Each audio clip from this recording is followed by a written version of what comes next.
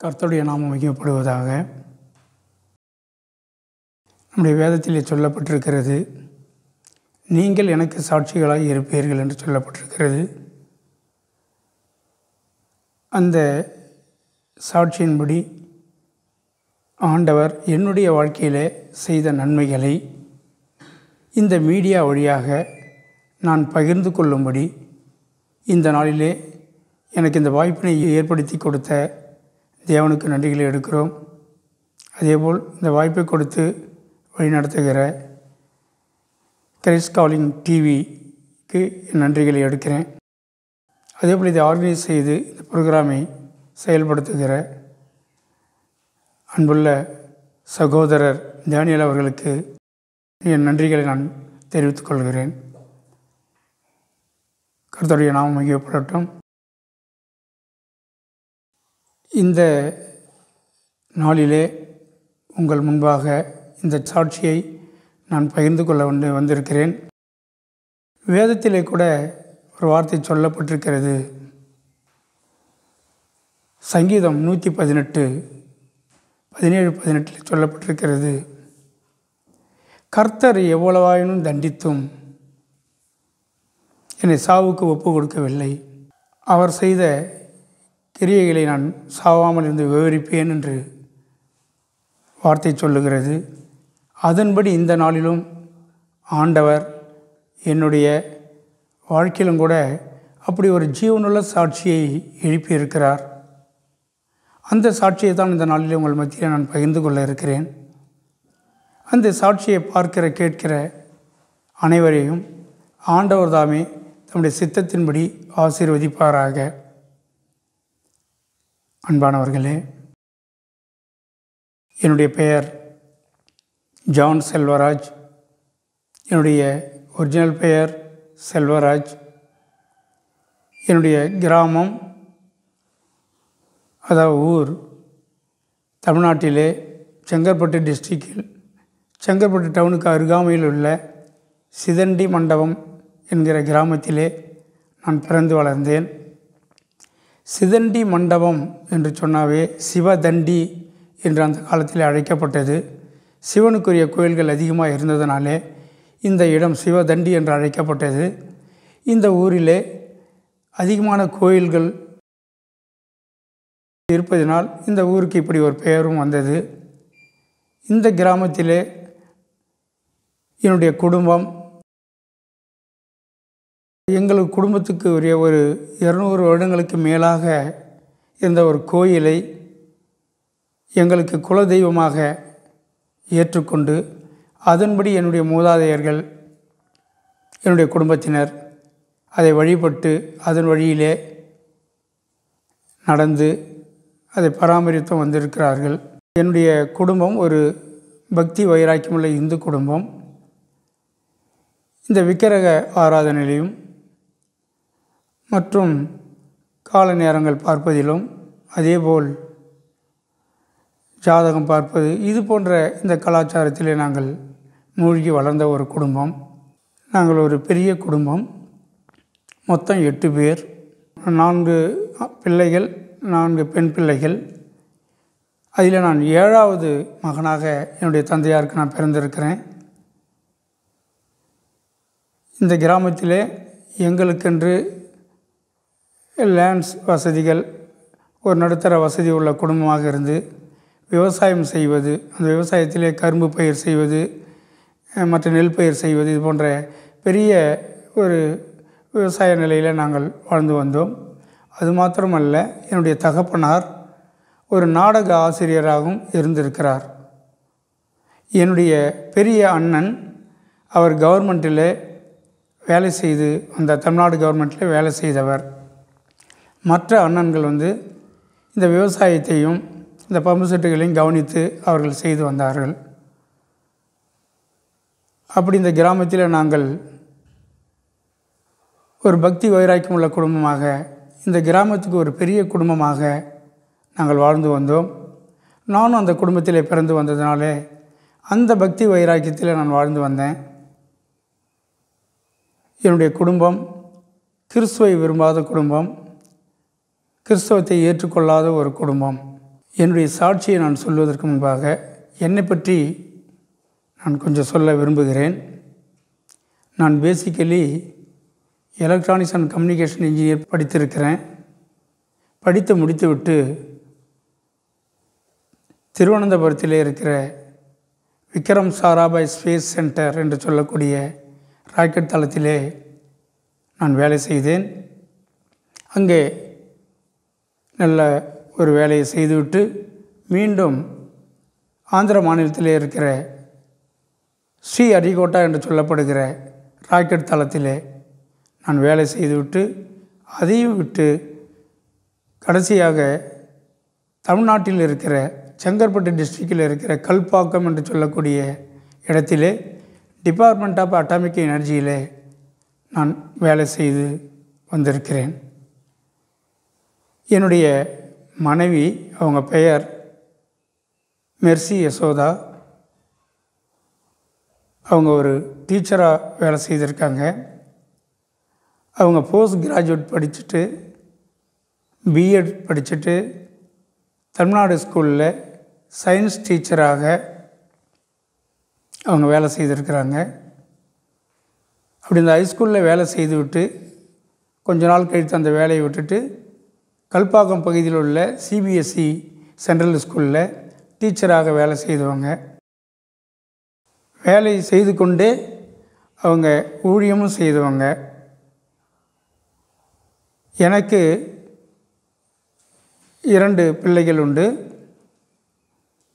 முதல் மகன் அவர் MTech engineering படிச்சுட்டு எம்பிஏ முடிச்சுட்டு டாக்டரேட் பண்ணிவிட்டு ஒரு ஐடி கம்பெனியில் வேலை செய்து கொண்டிருக்கிறார்.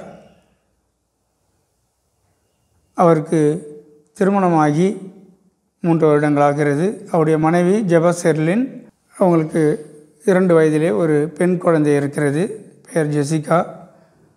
அந்த குழந்தையை ஆண்டவர் ஆசீர்வாதமாக வளர்த்து கொண்டிருக்கிறார். அதேபோல் என்னுடைய மகள், அவங்க பிஇ முடிச்சுட்டு ஒரு ஐடி கம்பெனியில் வேலை செய்துட்டு இருந்தாங்க. இப்போ திருமணமாகி குழந்தை பெற்றிருக்கிறதால அவங்களுக்கு அந்த வேலையை விட்டுட்டு இப்போ வீட்டில் இருக்காங்க. அவங்களுக்கு இப்போ 1.5 வயதில் ஒரு ஆண் குழந்தை இருக்குது. அந்த குழந்தையை ஆண்டவர் ஆசீர்வாதமாக வளர்க்கிறார். பாருங்கள் பிரியமானவர்களே, என்னை என் குடும்பத்தையும் ஆண்டவர் ஆசீர்வாதமாக வழிநடத்தி வருகிறார். இப்பொழுது என்னுடைய ஆண்டவர் என்னை எப்படி, இந்த கிராமத்தில் பிறந்த என்னை எப்படி இந்த அளவுக்கு உயர்த்தினார் என்பதை குறித்து நான் சொல்ல விரும்புகிறேன். என்னுடைய இளமை பருவத்தை பற்றி நான் சொல்வதற்கு முன்பாக சிலவற்றை சொல்ல விரும்புகிறேன். வேதத்திலே சொல்லப்பட்டிருக்கிறது, எரேமியா 1:5 உன் தாயின் வயிற்றில் உருவாக்கும் முன்னே நான் உன்னை தெரிந்து கொண்டேன் என்று சொல்லப்பட்டிருக்கிறது. அந்த வார்த்தையின்படி ஆண்டவர் என்னை தெரிந்து கொண்டிருக்கிறார். ஆனால் எனக்கு அது தெரியவில்லை. அவர் என்னை தெரிந்து கொண்டதின்படி சிறு வயது முதல் என்னுடைய ஆண்டவரை ஏற்றுக்கொள்ளும் வயது வரைக்கும் 6 முறை என்னை தேடி ஆண்டவர் அழைத்திருக்கிறார். நான் அதை ஏற்றுக்கொள்ளவில்லை, மறுதலித்து விட்டேன். அவர் எப்படி என்னை அழைத்தார், என்னுடைய இளமை பருவம் எப்படி போனது என்பதை நான் உங்களோட சிறிது நேரம் பேச விரும்புகிறேன். நான் இந்த கிராமத்திலே 8th ஸ்டாண்டர்ட் வரைக்கும் படித்தேன். படித்து முடிச்சுட்டு ஹைஸ்கூல் போவதற்காக அருகாமையில் இருக்கிற செங்கற்பட்டு டவுனிலே சென்ட் கொலம்பாஸ் என்று சொல்லக்கூடிய அந்த பள்ளியிலே நான் ஜாயின் பண்ணி படித்து கொண்டிருந்தேன். நன்றாக படித்தேன்.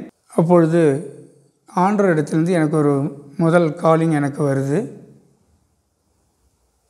ஒரு நாள் என்னுடைய அசிஸ்டன்ட் பிரின்சிபல் என்னை கால் பண்ணி பிரின்சிபல் வீட்டுக்கு என்னை கூட்டி செல்கிறார். அங்கே நான் சென்ற பொழுது அவர்கள் என்னை அன்பாக பேசி உபசரித்தார்கள். அவர் சொன்னார், நீங்கள் நல்லா படிக்கிற ஸ்டூடெண்ட்டாக இருக்கீங்க, ரொம்ப சந்தோஷமாக இருக்குது. ஆனால் நீங்கள் வெளியிருந்து படிக்கிறீங்க, டெய்லி கஷ்டப்பட்டு வெளியிருந்து வரீங்க. நீங்கள் அதை எனக்கு தெரிய வந்ததுனால நான் உங்களுக்கு உதவலாம்னு சொல்லி அழைத்திருக்கிறேன். இன்றைக்கி ஒரு ஃபார்ம் கொடுக்குறேன் உங்களுக்கு நான். அந்த ஃபார்மில் நீங்கள் கையெழுத்து போட்டு கொடுத்தீங்கன்னா உங்களுக்கு நான் அதை உதவி செய்கிறேன். அதாவது இங்கே சிஎஸ்ஐ எய்டில் நாங்கள் ஒரு ஹாஸ்டல் வச்சு நடத்துகிறோம். அதில் உங்களை தங்க வச்சு இன்னும் நல்லா படிக்கிறதுக்கு எல்லா வசதிகளும் நாங்கள் செய்து கொடுக்குறோம்.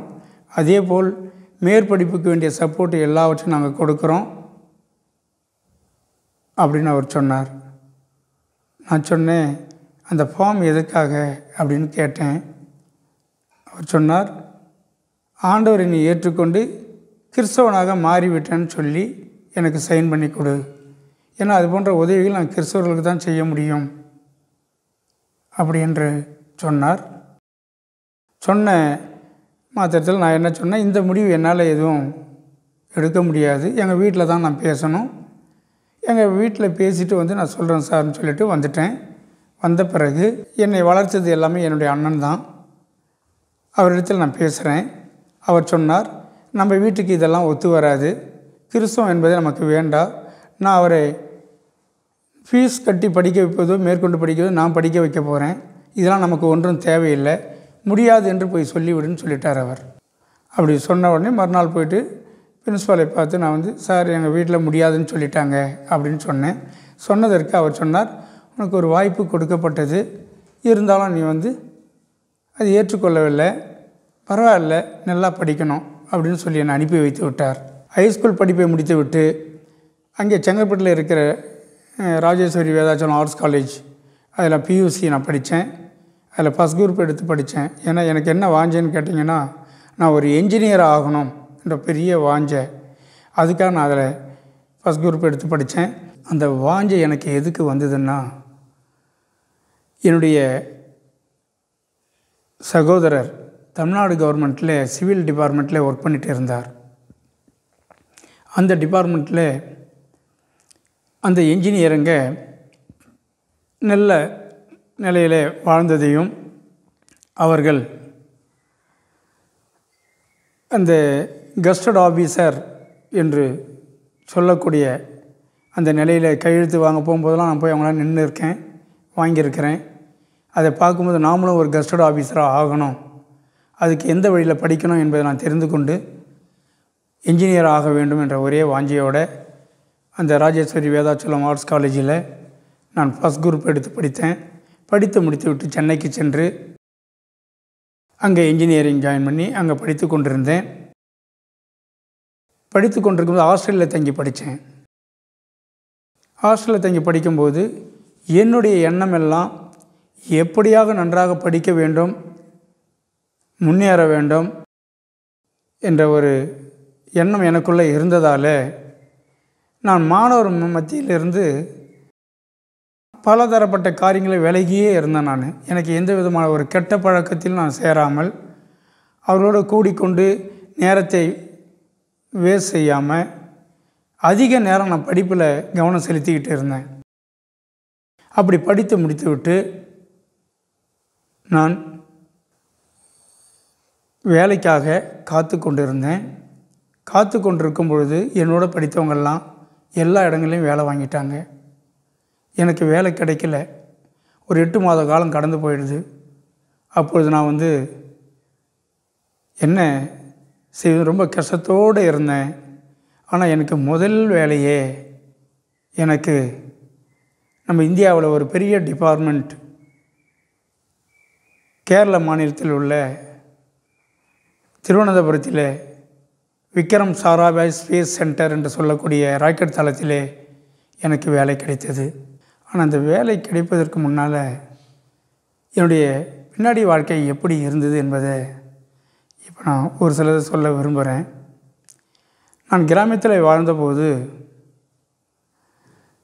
நான் என்னுடைய பெற்றோர்களுக்கு கீழ்ப்படிந்து வாழ்ந்தவனாக இருந்திருக்கிறேன். அதேபோல் விக்கிரக காரியங்களில் அந்த திருவிழாக்கள் நடத்தும் காலங்களில் எல்லா காரியங்களையும் நானே முன்னின்று போய் செய்வேன். அதுக்கு வேண்டிய என்னெல்லாம் வாங்க வேணுமோ செய்யணுமோ அத்தனை கூடவே இருந்து அதில் செய்யக்கூடியவனாக இருந்தேன். அதுக்கு அடுத்ததாக நான் ஒரு சினிமா பார்க்கக்கூடிய ஆளாக இருந்தேன் அதிகமாக.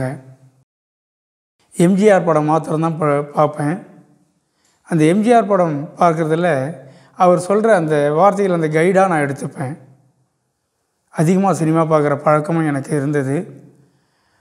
அதேபோல் நான் இங்கேருந்து இந்த கிராமத்திலிருந்து நடந்து சென்று படித்தாலும், மற்ற நண்பர்களோட சக நண்பர்களோடு நான் இருந்தாலும், அவங்களோட வழியில் நான் செல்லாமல் நான் நல்லா படிக்கக்கூட மாணவனாக என்னை நான் மாற்றிக்கிட்டேன். நான் அப்படி படித்து விட்டு ஹாஸ்டலில் சென்னையில் தங்கியிருக்கும் பொழுது, ஹாஸ்டல் வழிய வாழ்க்கைன்னா உங்களுக்கு தெரியும், எப்படி இருக்குன்னு தெரியும். அந்த இடத்துல படிக்கவும் விட மாட்டாங்க. மாணவர்கள் எல்லாம் அவங்க விருப்ப பிரகாரம் செய்யணும்னு தான் நினைப்பாங்க. அந்த இடத்துல கூட நான் அவர்களோட ஃப்ரெண்டாக இருந்தாலும் அவங்க வழியில் செல்லாமல் நான் படிப்புக்கு முக்கியத்துவம் கொடுத்து நேரங்களை அதில் நான் செயல்படுத்தி இருக்கிறேன். அதே போல் அவர்களோட சினிமாவுக்கு சென்றாலும் அந்த கெட்ட பழக்கங்களில் ஈடுபடாதபடி எது எது தேவையோ அதை மாத்திரம் நான் செய்துட்டு என்னுடைய படிப்பை முடித்திருக்கிறேன். நான் அப்படி அந்த வேலைகள்லாம் நான் சிறு வயதில் கிராமத்திலிருந்து வந்திருந்தாலும், இல்லை ஸ்கூல் படிப்பில் சினிமாவில் அதிக நாட்டம் காட்டியிருந்தாலும், அதே போல் மற்ற நண்பர்களோடு பழகி வாழ்ந்திருந்தாலும், அந்த வழியில் நான் செல்லாமல் நான் படிக்கணும் என்ற ஒரே வழியில் நான் வந்ததால் என்னால் இந்த வேலையை பெற்றுக்கொள்ள முடிஞ்சது. இந்த வேலையை நான் பெற்றுக்கொண்டு இங்கே நான் நல்ல முறையில் ஒரு ரிசர்ச் ப்ராஜெக்ட் நான் பண்ணிக்கிட்டு இருந்தேன். அந்த ப்ராஜெக்டில் எனக்கு நல்ல ஒரு பாராட்டுகள் கிடைக்கிற அளவுக்கு எனக்கு ஒரு வாய்ப்பு அங்கே கிடைச்சிது எனக்கு. அது மாத்திரமல்ல, அங்கே ஒரு நல்ல ஒரு மனிதரை சந்திக்க முடியாமல் எனக்கு ஒரு வாய்ப்பு கிடைச்சிது. அவர் வேறு யாரும் இல்லை, நம்முடைய அப்துல் கலாம் அவர்கள் தான். அவர்கள் அப்பொழுது அங்கே ஒர்க் பண்ணிகிட்டு இருந்தாங்க. அவங்கள தினமும் நான் சந்திக்கிறதும், அவங்களோட பேசுகிறதும், அவரோட கேன்டீனில் சென்று சாப்பிடுவது, அவருடைய அட்வைஸை கேட்பது, இது போன்ற காரியங்களில் கூட நான் ஈடுபட்டு இருந்தேன். அந்த வேலையை நான் செய்து கொண்டிருக்கும்போது அடிக்கடி ஊருக்கு வர முடியலையே என்ற காரணத்தினால என்னுடைய வேலையை நான் ஆந்திர மாநிலத்தில் உள்ள ஸ்ரீஹரிகோட்டான்னு சொல்லப்படுற இடத்துல இருக்கிற ஷா சென்டர், அதுக்கு என் வேலையை நான் மாற்றிக்கிட்டேன். அங்கே வேலை மாற்றப்பட்ட பிறகு அங்கேயும் எனக்கு பாருங்கள் விசேஷமான இடங்களில் வேலை கிடைச்சிது. அங்கே ஏற்கனவே விடப்பட்ட ராக்கெட்டுங்களுடைய சிக்னலை ப்ராசஸ் பண்ணுற வேலையாகவும், ரேடார்கள் ஆப்ரேட் பண்ணுற வேலையாகவும், கண்ட்ரோல் ரூம் எஸ்டாப்ளிஷ் பண்ணுற அந்த வேலையும் நல்ல வேலைகள் கிடைத்தது. அதேபோல் டிஆர்டிஓவிலேருந்து அவங்க ஏவுகணைலாம் டெஸ்ட் பண்ணுவாங்க, அந்த டேட்டா கலெக்ஷன்லாம் பண்ணக்கூடிய வேலைகள்லாம் கூட நான் செய்திருக்கிறேன். அப்படியா செய்த எனக்கு மீண்டும் அந்த டிபார்ட்மெண்ட்டுக்குள்ளவே புதிதாக ராக்கெட்டுகளை லான்ச் பண்ணுகிற குரூப்புக்கு என்னை மாற்றினாங்க. அங்கே போய்ட்டு அதில் இருக்கிற வேலைகளை நான் செய்தேன். அந்த வேலைகளை செய்யும்போது அப்பொழுது தான் பிஎஸ்எல்வி ப்ராஜெக்ட் ஆரம்பிக்கப்பட்டது. அந்த ப்ராஜெக்டில் என்னுடைய பெயர் கொடுக்கப்பட்டு நானும் அதில் ஒரு வேலை செய்யக்கூடியவனாக மாறிட்டேன். நான் இப்படி நான் ஸ்ரீஹரிகோட்டாவில் வேலை செய்து கொண்டிருக்கும் பொழுது அந்த கவர்மெண்ட்டில் அங்கே தங்குவதற்கு வீடு கொடுப்பாங்க.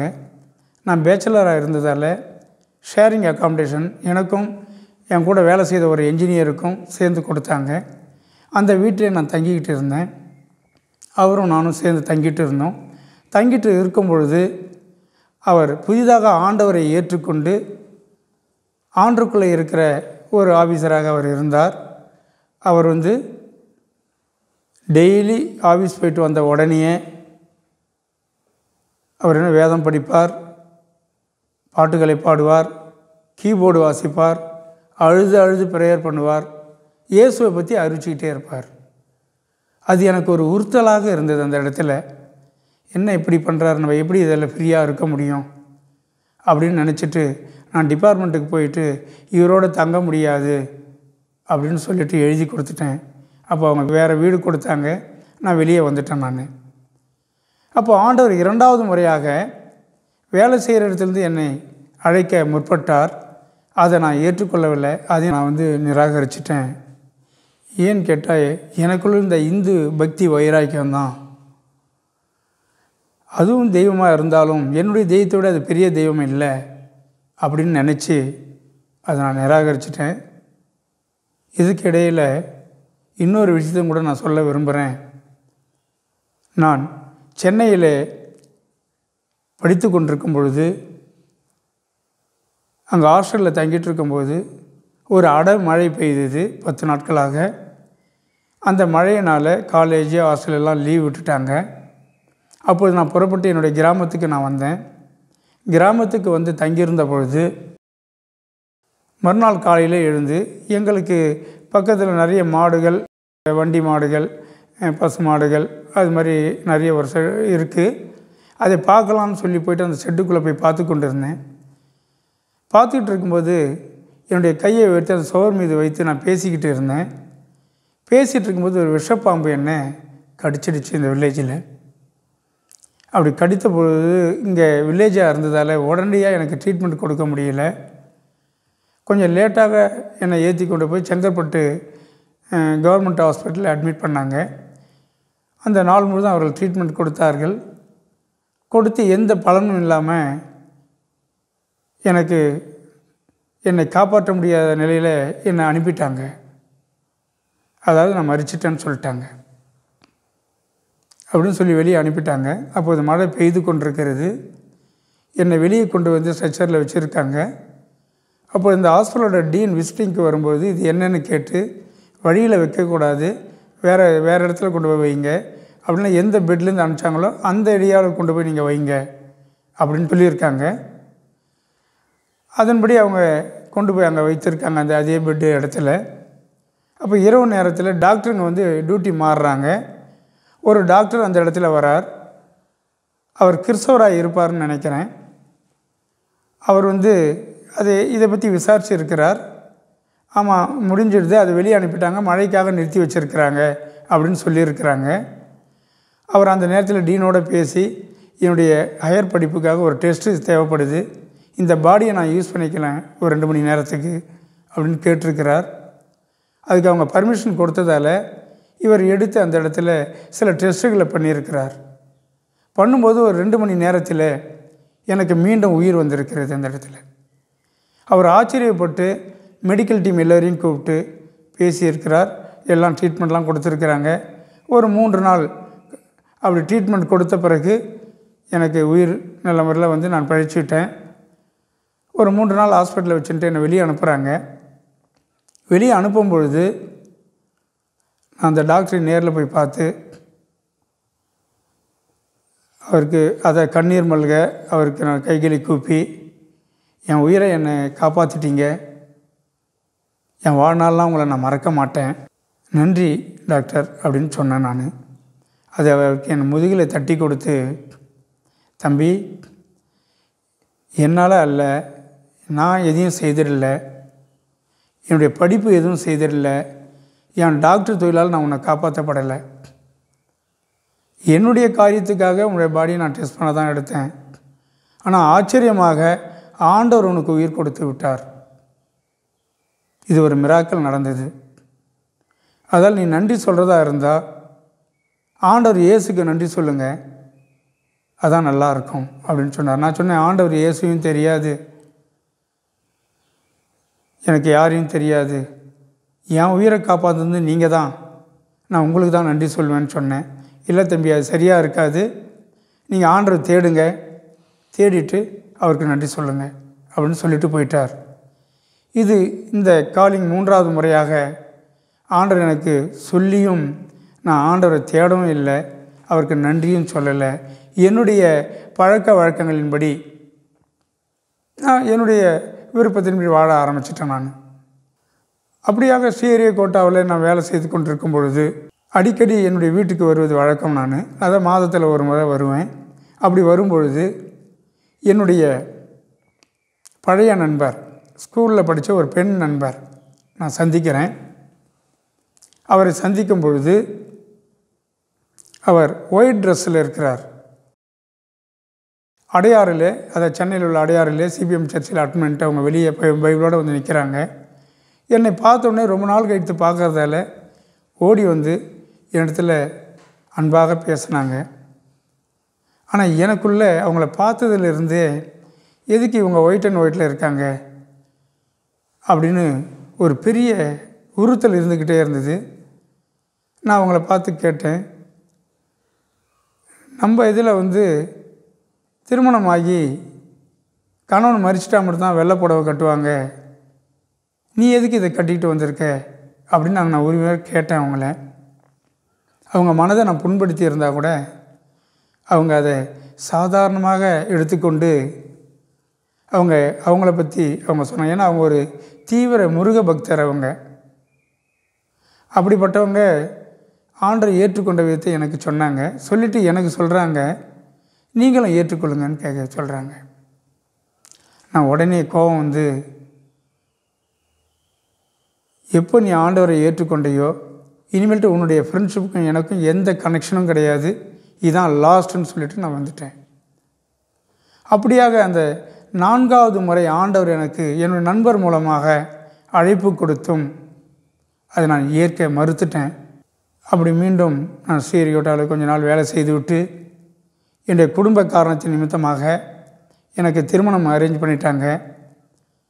அந்த திருமணத்துக்காக நான் அந்த வேலையை ரிசைன் செய்துவிட்டு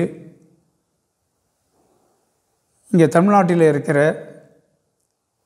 கல்பாக்கம் பகுதியில் இருக்க டிபார்ட்மெண்ட் ஆஃப் அட்டாமிக் எனர்ஜி என்று சொல்லக்கூடிய டிபார்ட்மெண்ட்டிலே ஆராய்ச்சி நிறுவனத்திலே எனக்கு வேலை கிடைத்தது. அந்த இடத்துல நான் சேர்ந்து வேலையை செய்து கொண்டிருந்தேன். அப்படி செய்து கொண்டிருக்கும் பொழுது அங்கே நல்ல ஒரு நியூ டெக்னாலஜி சம்மந்தப்பட்ட வேலைகள், ஆச்சரியப்படத்தக்க என்னுடைய முறையில் இருந்தது. எல்லாமே வேலைகள்லாம் எல்லோரும் பார்க்கக்கூடிய அளவுக்கு நல்ல ஒரு வேலை எனக்கு அங்கே கிடச்சது. அதை செய்து கொண்டிருந்தேன். அதை செய்து கொண்டு நான் வந்து கொஞ்சம் பப்ளிக் சர்வீஸும் பண்ணிக்கிட்டு இருந்தாங்க. அந்த டிபார்ட்மெண்ட் ஆஃப் அட்டாமிக் எனர்ஜி டவுன்ஷிப்புக்குள்ளே இருக்கிற இடங்களில் சில பப்ளிக் சர்வீஸ் இருக்குது.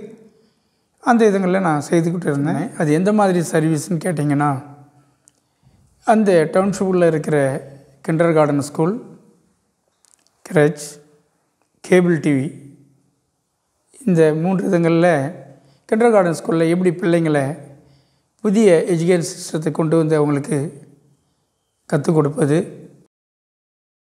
அவங்கள எப்படி பராமரிப்பது, அந்த பிள்ளைங்களுக்கு ஃபஸ்ட் ஸ்டாண்டர்ட் போகும்போது ஒரு குறிப்பிட்ட நாலேஜை அவங்க பெற்றுக்கிறதுக்கு என்ன வழிமுறைகள் இருக்கோ அந்த வழிமுறைகளுக்குள்ள டீச்சிங் லைனை சொல்லிக் கொடுக்கறது. அதுபோல் கிரச்சில் வந்து இந்த ஹைஜீனிக் பார்ட் எப்படிலாம் இருக்கணுன்றத ஒரு சிஸ்டம், அந்த சிஸ்டத்தை வெளியே இருந்து நான் படிச்சுட்டு வந்து அதை அவங்களுக்கு சொல்லிக் கொடுத்து அந்த இடத்துல அப்படி இருக்க வச்சுருக்கிறேன். அதேபோல் கேபிள் டிவியில் போகும்போது அந்த காலத்தில் நிறைய சேனல் கிடையாது, குறைஞ்ச சேனல். எனக்கு நிறைய டெக்னாலஜி தெரியுன்றதால அதில் நான் உள்ளார இருந்து நம்பர் ஆஃப் சேனலை இன்ட்ரடியூஸ் பண்ணி நிறைய தூரத்துக்கு சிக்னலை எக்ஸ்டெண்ட் பண்ணுறதுக்காக அவங்களுக்கு வேண்டிய உதவிகளை நான் பண்ணியிருக்கிறேன். இது மாத்திரம் இல்லை, ஒவ்வொரு வாரம் சனிக்கிழமையும் தமிழ்நாடு கவர்மெண்ட் ஹைஸ்கூலுங்களுக்கு போயிட்டு அங்கே +2 ஸ்டூடெண்ட்டுங்களுக்கு ஃபிசிக்ஸும் மேக்ஸும் நான் கிளாஸ் எடுத்துகிட்டு வருவேன் அங்கே. அதேபோல் அங்கேயே கல்பாக்கத்துக்குள்ளவே படிக்கிற பிள்ளைகளுக்கு ஃப்ரீ டியூஷன் நான் எடுக்கிறது வழக்கம் எனக்கு. அது மாத்திரம் இல்லை, இன்டர்வியூக்கு வருவாங்க நிறைய பேர். என்ஜினியர் இன்டர்வியூக்கு வருவாங்க, சூப்பர்வைசர் இன்டர்வியூக்கு வருவாங்க. அவங்களுக்கு அந்த வழிமுறைகள் தெரியாது. அவங்களுக்கு அந்த சப்ஜெக்டை தெரிஞ்சவங்களாம் என்னென்ன கூட்டிகிட்டு வந்து விடுவாங்க பிள்ளைங்களை, அந்த என்ஜினியரிங் முடித்த பிள்ளைகளை.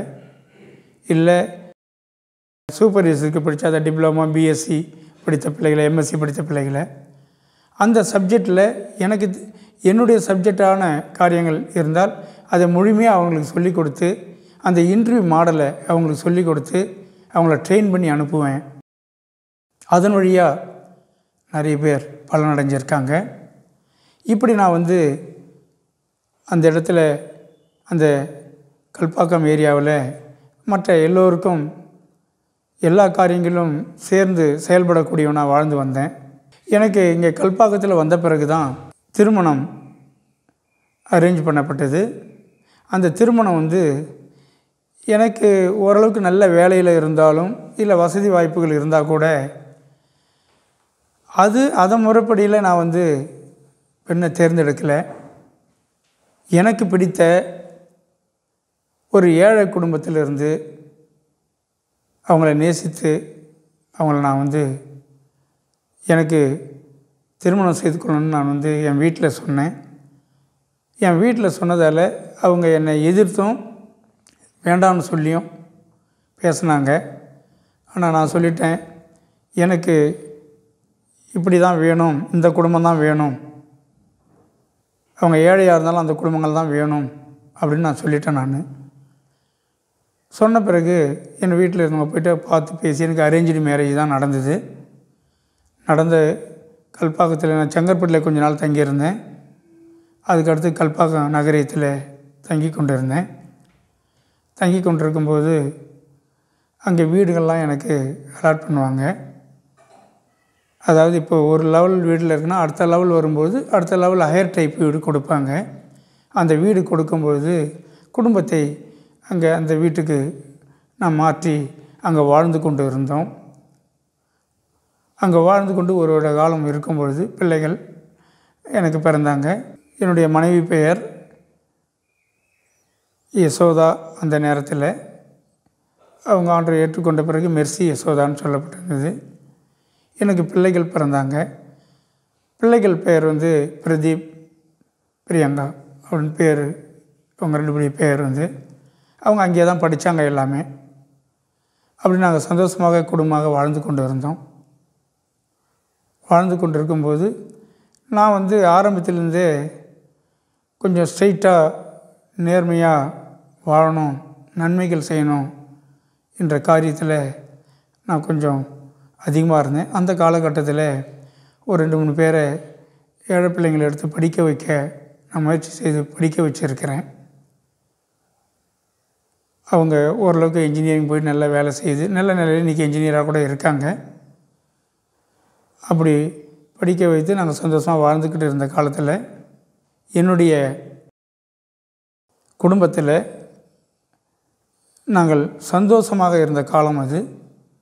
அப்படி இருக்கும் பொழுது எனக்கு திடீரென்று என்னுடைய உடம்பில் பிரச்சனை வந்தது. அது என்ன பிரச்சனைன்னு கேட்டால் திடீரென்று என் பல்ஸ்லாம் குறைஞ்சிடும், அப்படியே உடம்பு சில்லாகிடும், விழுந்துடுவேன், எழுந்து நிற்க முடியாது, பேச முடியாது. அப்படியே ஒரு நிலை என் உடம்புல திடீரென்று வந்தது. அந்த திடீரென்று இந்த நிலை ஏற்பட்டோடனே அங்கே இருக்கிற ஹாஸ்பிட்டலில் ஆம்புலன்ஸில் ஏற்றி போய் பார்ப்பாங்க. 2 மணி நேரம் கழித்து எல்லாமே நல்லா தான் இருக்குது அப்படின்னு சொல்லி ட்ரிப்ஸ் ஏற்றிட்டு அனுப்பிடுவாங்க. இது அடிக்கடி என்னுடைய வாழ்க்கையில் நடக்க ஆரம்பித்தது. மாதத்துக்கு 1 முறைன்றது 2 முறை, 3 முறை, 4 முறைன்னு மாறிச்சு. அடுத்து வாரத்தில் 2 முறையாக மாறிச்சு. அப்போது என்னுடைய குடும்பம் என்ன செய்யுதுன்னு தெரியாத ஒரு நிலையில் இந்த வியாதி என்னை படுத்தின அந்த கஷ்டம் அதிகமானதால் என்ன செய்யுதுன்னே புரியல. அந்த நேரத்தில் நான் வந்து டாக்டருங்களை பார்க்குறதுக்கு முயற்சி பண்ணேன். முதலாவதாக சென்னையில் உள்ள ராமச்சந்திரா ஹாஸ்பிட்டலில் நான் ட்ரீட்மெண்ட் எடுத்தேன். அப்போ எனக்கு உடம்பு எந்த இம்ப்ரூவ்மெண்ட்டும் இல்லை எனக்கு. அப்போ மற்ற நிறைய ஸ்பெஷலிஸ்ட்டு சென்னையில் ஒவ்வொருத்தராக போய் பார்க்க ஆரம்பித்தேன். எங்கே பார்த்தும் எனக்கு சரியாகலை.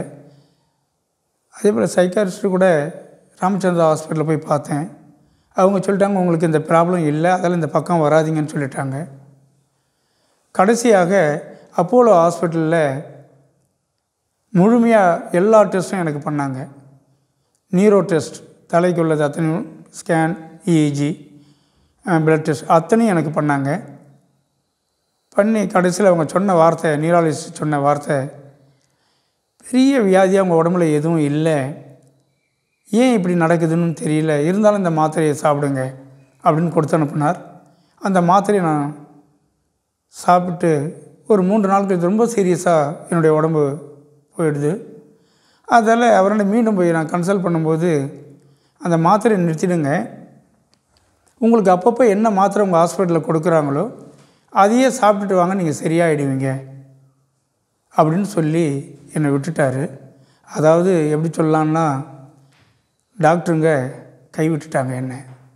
இது ஒரே நாளில் நடக்கலை, ஒரு 6 மாத காலம் இப்படி ஹாஸ்பிட்டல் வழியாக டாக்டர் வழியாக அலைஞ்சு தெரிஞ்சிருக்கிறேன் நான். எப்படி ஆப்ரேஷன் பண்ண பிறகு என்னால் முடிஞ்சதை செய்துட்டேன், இனிமேட்டு கடவுள் பார்த்துக்குவார்னு சொல்லுவாங்களோ, அதே போல் எனக்கு எங்களால் முடிஞ்சதை பார்த்துட்டோன்னு சொல்லி என்னை கைவிட்டுட்டாங்க. அந்த கைவிட்ட வருத்தம் என்ன என் குடும்பத்தையும் அதிகமாக பாதிப்புக்குள்ளே கொண்டு வந்துடுது. அப்போ என்ன தான் செய்யறதுன்னு நினைக்கும்போது எங்களுக்கு தெரிந்த ஒரே வழி தெய்வத்தை தேடுறது தான். அப்போ தெய்வத்தை தேடுறதுக்கு எங்களுக்கே என் குடும்பத்துக்கே உரிதாக இருக்கிற என் குலதெய்வத்தை நான் முதல்ல தேட ஆரம்பித்தேன். அங்கேருந்து இந்த ஆரணி பக்கத்தில் இருக்க படவேடுன்னு சொல்கிற ரேணுகாம்பாள் அந்த கோவிலுக்கு, அது கவர்மெண்ட் டெம்பிள் தான் அது, அந்த கோவிலில் பர்மிஷன் வாங்கிட்டு ஒரு நாள் போயிட்டு நான் பூஜை செய்து அங்கே நான் வேண்டிட்டு வந்தேன். அப்படியும் என்னுடைய உடம்புல எந்த ஒரு முன்னேற்றமும் இல்லை. அப்போ நான் முடிவு பண்ணிட்டேன், கோயில் வழியாக தெய்வத்து வழியாக போனால் நமக்கு தீர்வு கிடைச்சிடும் அப்படின்னு நினச்சி ஒரு 6 மாத காலம் அந்த கல்பாக்கம் பகுதியில் இருக்கிற அனைத்து கோயில்களுக்கும் ஒரு நாள் விடாமல் போயிட்டு ஒரு பூஜை பண்ணிட்டு வருவேன். அது குறிப்பாக சொல்லணும்னு சொன்னால் நவகிரக கோயில்களுக்கு போயிட்டு 9 நாள் சுற்றிட்டு அதுக்கு பூஜை பண்ணுவேன். பௌர்ணமி பூஜையில் நான் கலந்து கொள்ளுவேன். அதே போல் சிவ பிரதோஷத்தில் நான் கலந்து கொள்ளுவேன். சங்கடகரா சதுர்த்தியில் கலந்து கொள்ளுவேன். சிவனுக்கு காலையில் பூஜை பண்ணுவாங்க, அபிஷேகம் பண்ணுவாங்க, அதில் நான் கலந்துப்பேன். இப்படி தொடர்ச்சியாக நான் அதுங்களில் கலந்துட்டு ஒரு 6 மாத காலம் அதில் தீவிரமாக இருந்தேன் நான். அப்படியாவது உடம்பு சரியாயிடும், நம்ம பிழைச்சிடலாம் அப்படின்ற எண்ணத்துக்கு வந்தேன்.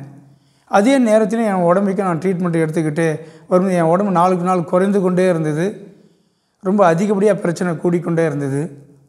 அப்பொழுது என்னோட கூட இருந்தவங்க சொன்னாங்க, மற்ற கோயிலெலாம் போய் பார்க்கலாமே, இங்கேயே பார்த்துக்கிட்டு இருக்கீங்களே அப்படின்னு சொல்லும் பொழுது நான் வைத்தீஸ்வரன் கோயில்னு ஒன்று இருக்குது, அந்த கோயிலில் வியாதி உள்ளவங்க போயிட்டு வெல்லம் வாங்கிட்டு கரைப்பாங்க. நானும் அதே மாதிரி அந்த கோயிலுக்கு போயிட்டு 1 கிலோ வெல்லம் வாங்கிட்டு அந்த குளத்தில் உட்காந்து கரைச்சிட்டு அங்கே போய் பூஜை செய்தேன். பூஜை செய்த பிறகு அவங்க ஒரு 41 உருண்டை திருநூறு என்ற பெயரில் ஒன்று கொடுத்தாங்க. அதை வாங்கிட்டு 41 நாள் அந்த உருண்டைகளை நான் சாப்பிட்டேன். அப்படி சாப்பிட்டும் எனக்கு எந்தவித முன்னேற்றமும் என் வாழ்க்கையில் இல்லை. இன்னும் உடம்பு கஷ்டமான சூழ்நிலைக்கு தான் போய்கிட்டே இருந்தது. அடுத்ததாக என்ன செய்வதென்று நான் தேட ஆரம்பித்தேன். தேடும் பொழுது நம்ம தமிழ்நாட்டில் கோயில் எல்லாவற்றுக்கும் போயிட்டு வரலாம் அப்படின்னு நினச்சேன். திருச்செந்தூர் கோயிலுக்கு போயிட்டு அங்கே தங்கி பூஜை செய்துட்டு வந்திருக்கிறேன். திருத்தணிக்கு போயிட்டு அங்கே அபிஷேகம் பண்ணிட்டு வந்திருக்கிறேன். திருப்பூர் கோயிலில் வாரம் வாரம் போயிட்டு அங்கே தங்கி 1 மணி நேரம் அந்த கோயிலில் தங்கி இருந்து பூஜை செய்துட்டு வந்திருக்கிறேன். அதே போல் சிங்கபெருமா கோயிலில் இருக்க வீரபத்திரன் கோயில்னு சொல்லி பௌர்ணமி பூஜையில் நைட்டில் போய் தங்கி அங்கே பூஜை செய்துட்டு வந்திருக்கிறேன். அப்படி எல்லா கோயில்களுக்கும் நான் தொடர்ந்து போய்கிட்டு இருந்தேன். அப்போ என்னுடைய வாழ்க்கையில் என் உடம்பில் எந்த முன்னேற்றமும் கிடையாது. அந்த முன்னேற்றம் இல்லாத ரொம்ப பாதிப்புக்குள்ளாயிட்டோம் நாங்கள். என் குடும்பம் குழந்தைங்கள்லாம் என்னை வித்தியாசமாக பார்க்க ஆரம்பிச்சிட்டாங்க. எனக்கே வேலை செய்யக்கூடிய சூழ்நிலை அவங்களுக்கு ஏற்பட்டுச்சு. ஹாஸ்பிட்டலுக்கு கூட்டின்னு போகிறதும் ட்ரீட்மெண்ட் கொடுக்குறதும் இதே வேலையாக அவங்களுக்கு போயிடுது. அப்போது ஒருத்தர் சொன்னார், அங்கே கல்யாண தோஷமாக இருக்கலாம் உங்களுக்கு, நீங்கள் திருப்பதிக்கு போய் அந்த மாங்கல்யத்தை உண்டியில் போட்டு வந்தீங்கன்னா உங்களுக்கு சரியாயிடும்னு சொன்னார். நான் இங்கேருந்து கஷ்டப்பட்டு கடந்து திருப்பதிக்கு போனேன். திருப்பதியோட நிலைமை எவ்வளோ நேரம் காத்திருக்கணும்னு உங்களுக்கு தெரியும். உடம்பு முடியாத நேரத்தில் அவ்வளோ நேரம் காத்திருந்து நான் உள்ளார போயிட்டு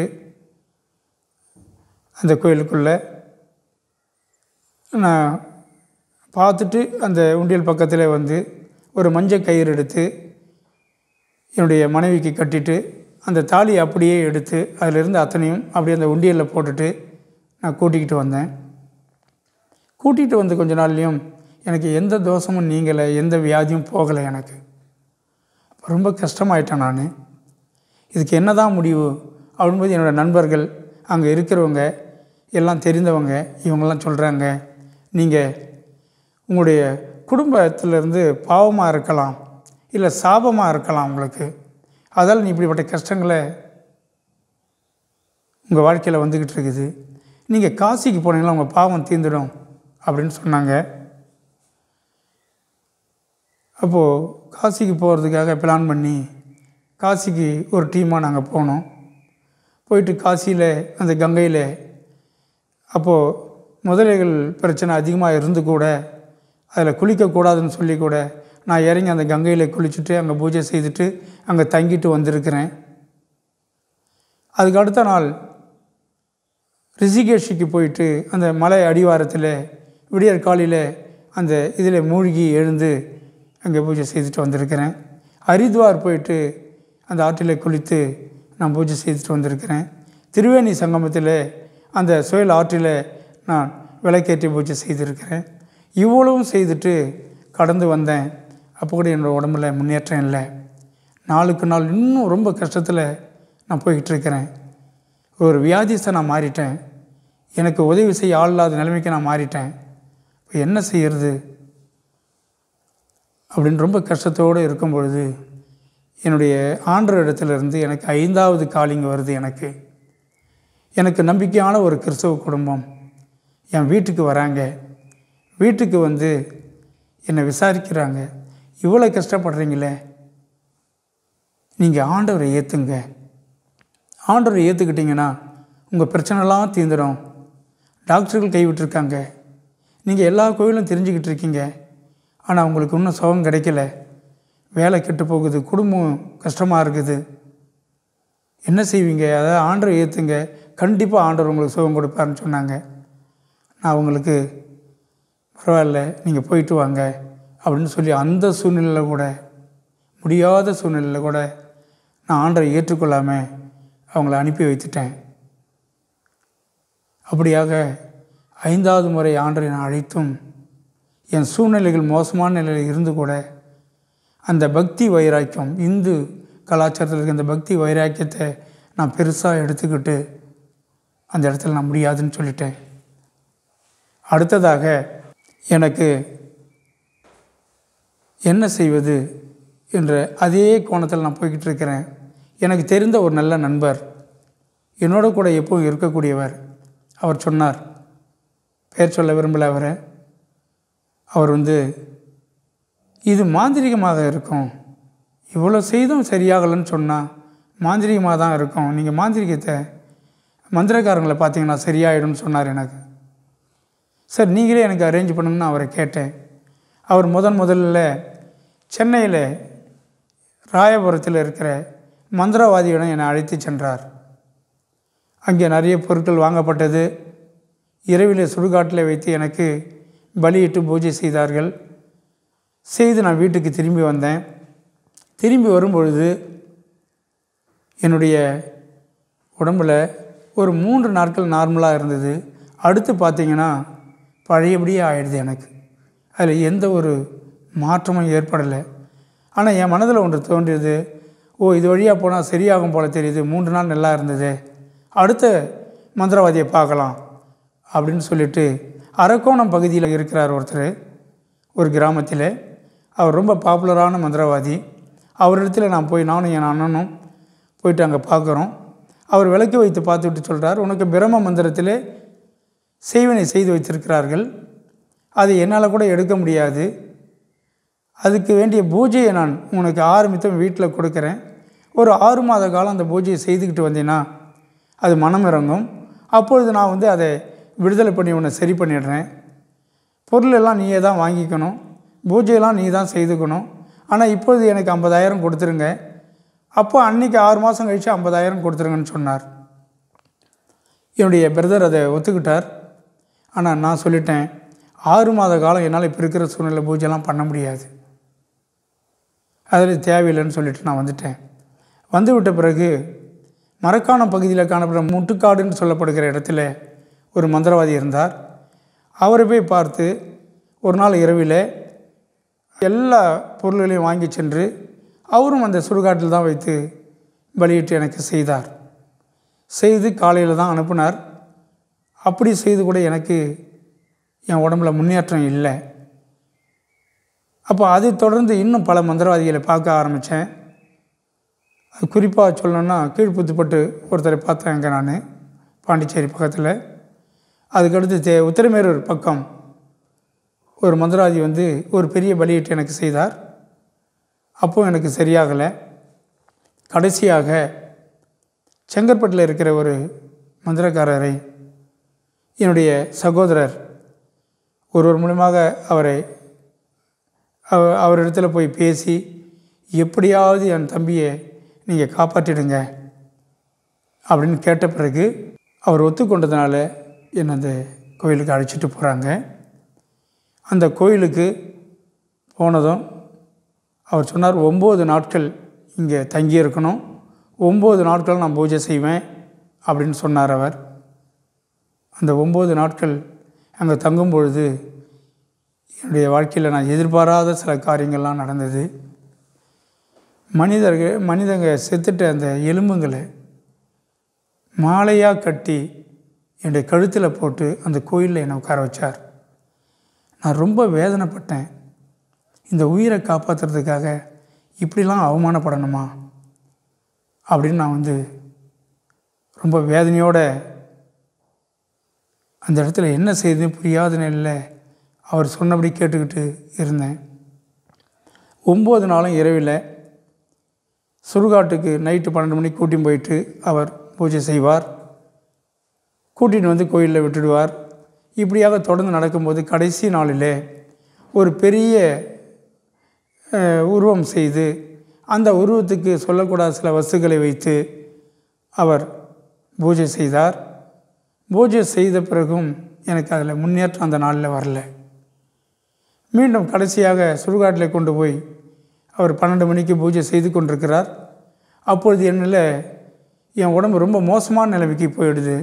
அதை பார்த்து அவர் பயந்து கூட்டி கொண்டு வந்துட்டு என்னுடைய சகோதரரை கூப்பிட்டு, ஒரு மந்திரக்காரர் எவ்வளோ மந்திரங்கள் செய்ய முடியுமோ அத்தனையும் நான் செய்து முடிச்சிட்டேன், இவருக்கு வந்து சரியாகலை, இவரை காப்பாற்ற முடியாது, இவர் பிழைக்கிறது கஷ்டம் இதோட, அதால் நீங்கள் வேறு எந்த மந்திரவாதியும் நீங்கள் போய் பார்க்க வேண்டாம், உங்கள் வீட்டில் என்ன செட்டில் பண்ணிடணுமோ அதை செட்டில் பண்ணிங்க அப்படின்னு சொல்லி என்னுடைய சகோதரன் சொல்லி அனுப்பிட்டார் அவர்.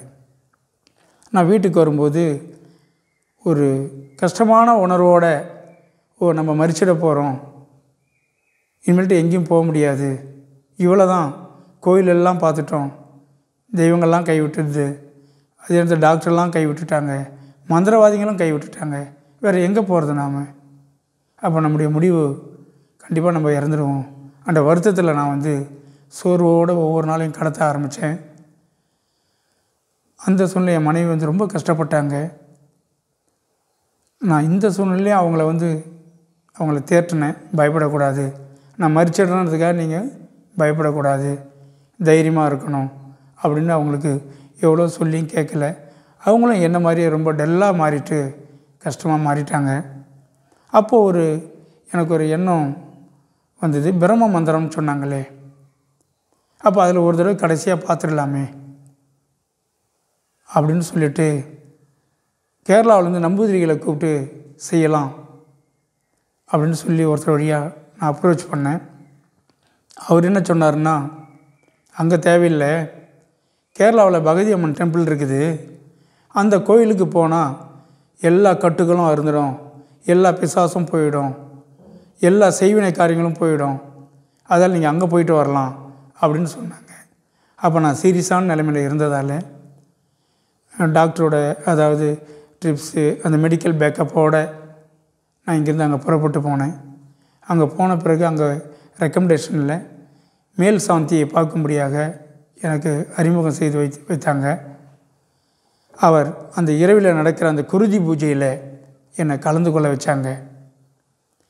குருதி பூஜை என்னை முன்னாடி உட்கார வைத்தோம். ஏன் உடம்புல எந்த ஒரு மாற்றமும் வரலை, நிறைய பேர் கலந்துக்கிட்டாங்க. நான் மறுநாள் காலையில் வருத்தத்தோடு வந்து உட்காந்துட்டு இருந்தேன்.